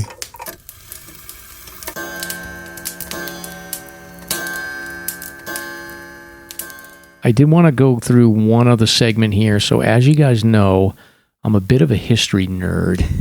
So I wanted to just go through, generally what I do when I'm searching for content is I'll go through the archives of Appalachia journals or like some of the old history. So I went back to the summer, fall of 2005 just to see what was going on the accident reports for Appalachia Journal.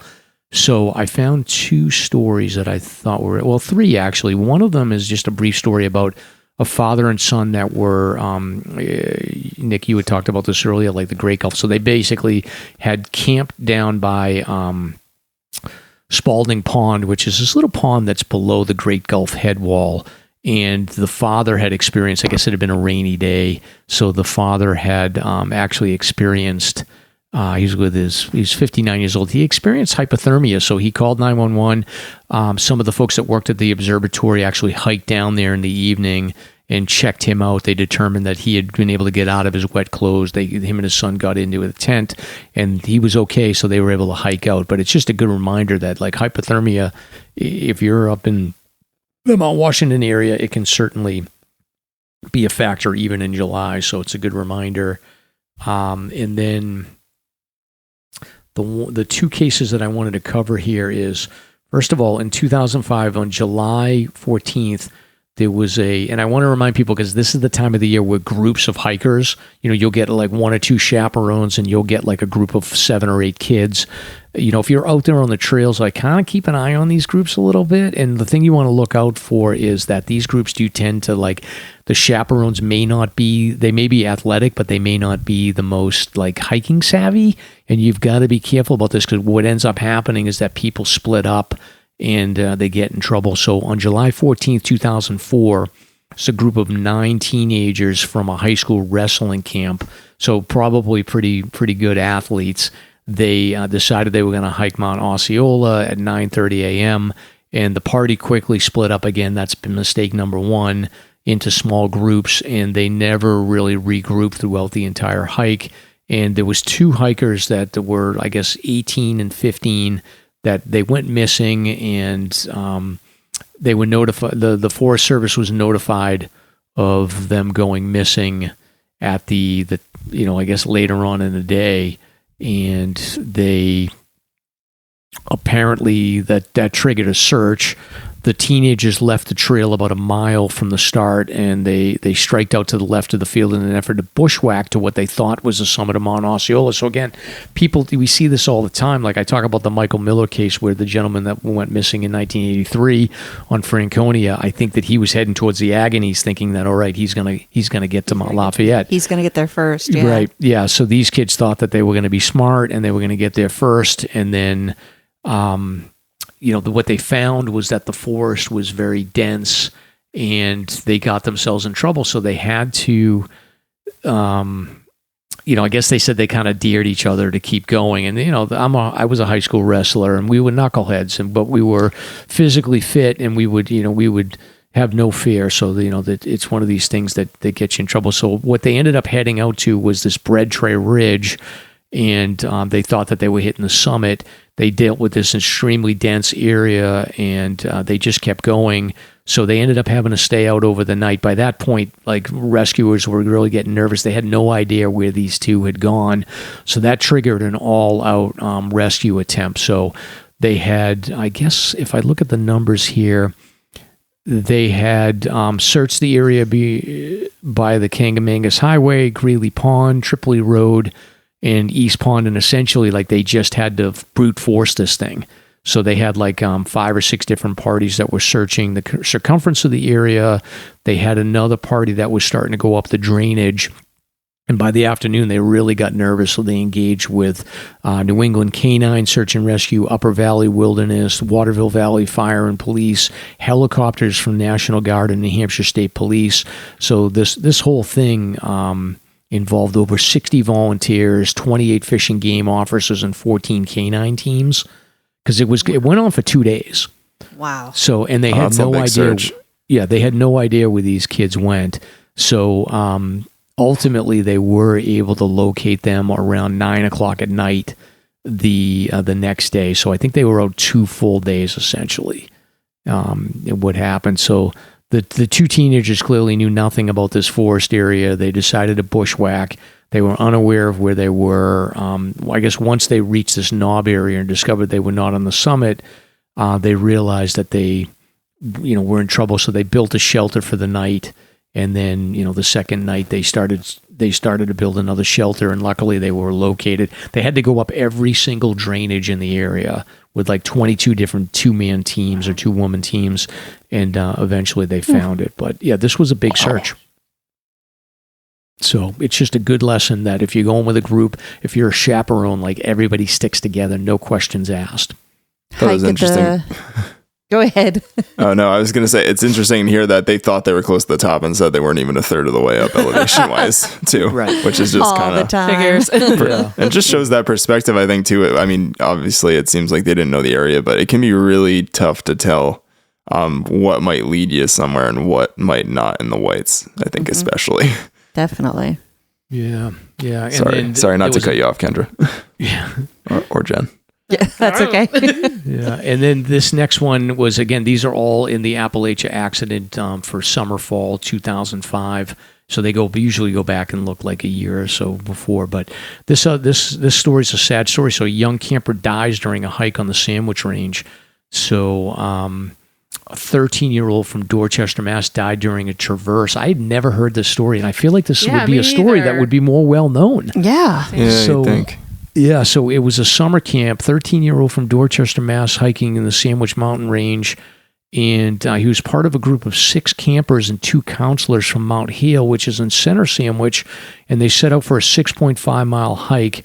And when the group reached Mount Doublehead, so this is not the Doublehead that's by Jackson. This is the Doublehead that's essentially on the other side of if you go to the Mount Israel trailhead, Doublehead is the first summit as you enter into the Squam Range. Mm-hmm. And it's I forget that pole something trail that goes up there. Morgan and Percival's around Morgan Percival connects there. So yeah, so they must have been coming from Morgan Percival and across or something like that. So apparently the young 13-year-old had been having difficulty keeping up, so one of the counselors separated from the rest of the group. Again, separating is not a good idea. And again, what you're doing in those situations, Ty Gagney talks about this, is if you've got a fast group that's not waiting for your slowest member, you're breaking that person. You're gonna put that person in physical stress. And, nobody wants to feel like they're the weakest member of the crew, so they're going to force themselves to go beyond their limits.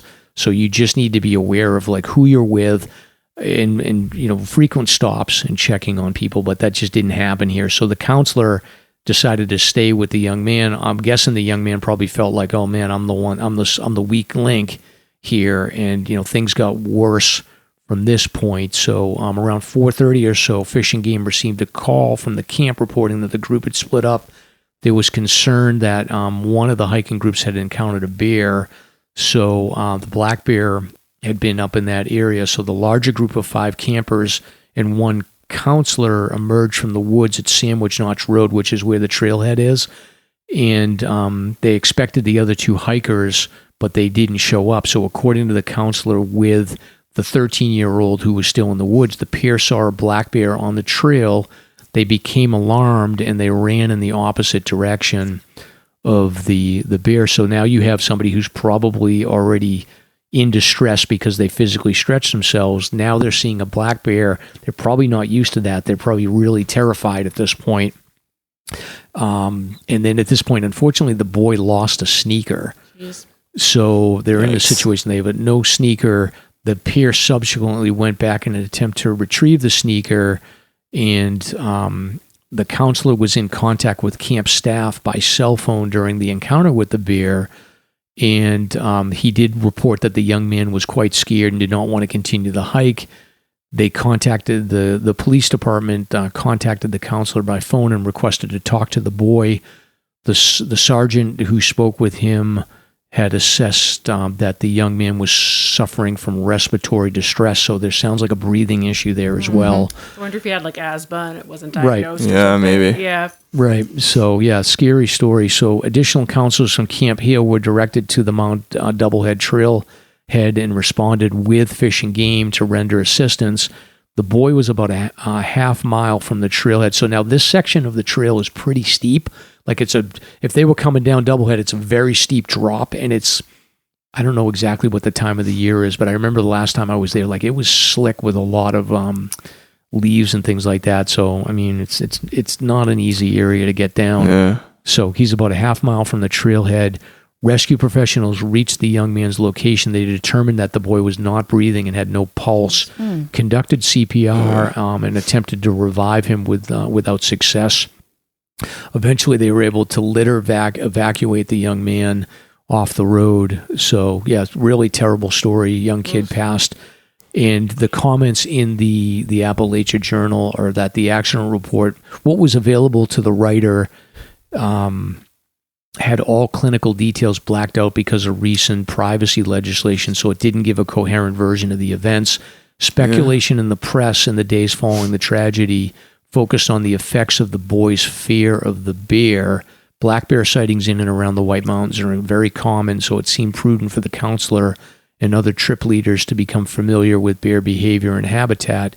Black bears are timid animals who pose little threat to hikers. However, they are large and powerful animals and deserve respect.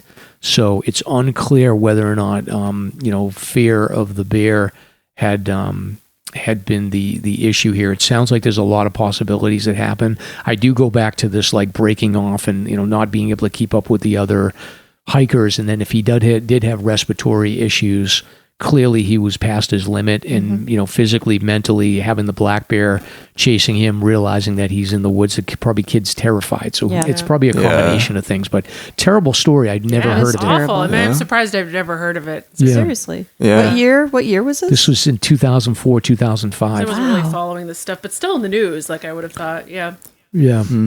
Right. So, terrible story. I'll try to do some more research and see if I can do some digging on any news articles that came out at the time. But I was really interested in this. And again, it's a sad story. I hate to end the show on a sad story like this. We'll figure out something fun to end it on in a minute. But I just thought that this was really interesting. And I like the historical aspect. And I think that the theme here is when you see hiking groups of young people, which is very common, this is not the first time I've heard about a situation. We had the bald face fatality here. So I think if you're a chaperone or you're involved with your children going out on these hiking adventures, I think you want to understand, like, what is the route they're going on? What's the distance? What's your child's physical capability? And be realistic about how physically fit, and, make sure that you're assessing with the chaperones that they've got a commitment to stay together. That is the most important piece of it. And then never mind weather conditions. And what was the group down in the Southwest with the, who were all told to bring water?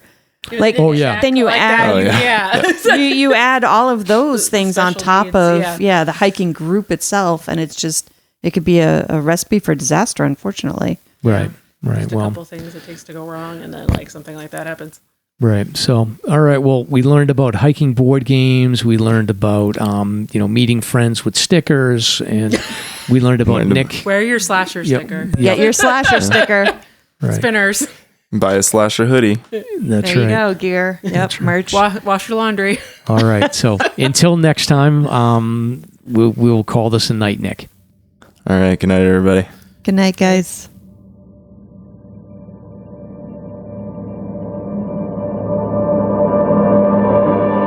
Thank you for listening. If you enjoyed the show, you can subscribe on Apple Podcasts, Spotify, Podbean, YouTube, or wherever you listen to podcasts. If you want to learn more about the topics covered in today's show, please check out the show notes and safety information at SLASRPodcast.com. That's SLASR podcast.com. You can also follow the show on Facebook and Instagram. We hope you'll join us next week for another great show. Until then, on behalf of Mike and Stomp, get out there and crush some mega peaks. Now covered in scratches, blisters, and bug bites, Chris Staff wanted to complete his most challenging day hike ever. Fish and Game officers say the hiker from Florida activated an emergency beacon yesterday morning.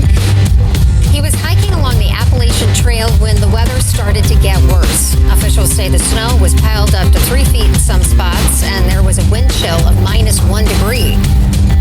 And there's 3 words to describe this race. Do we all know what they are? Lieutenant James Neeland, New Hampshire Fish and Game. Lieutenant, thanks for being with us today. Thanks for having me. What are some of the most common mistakes you see people make when they're heading out on the trails to hike here in New Hampshire? It seems to me the most common is being unprepared, and I think if they just simply visited hikesafe.com and got a list of the 10 essential items and had those in their packs, they probably would have no need to ever call us at all.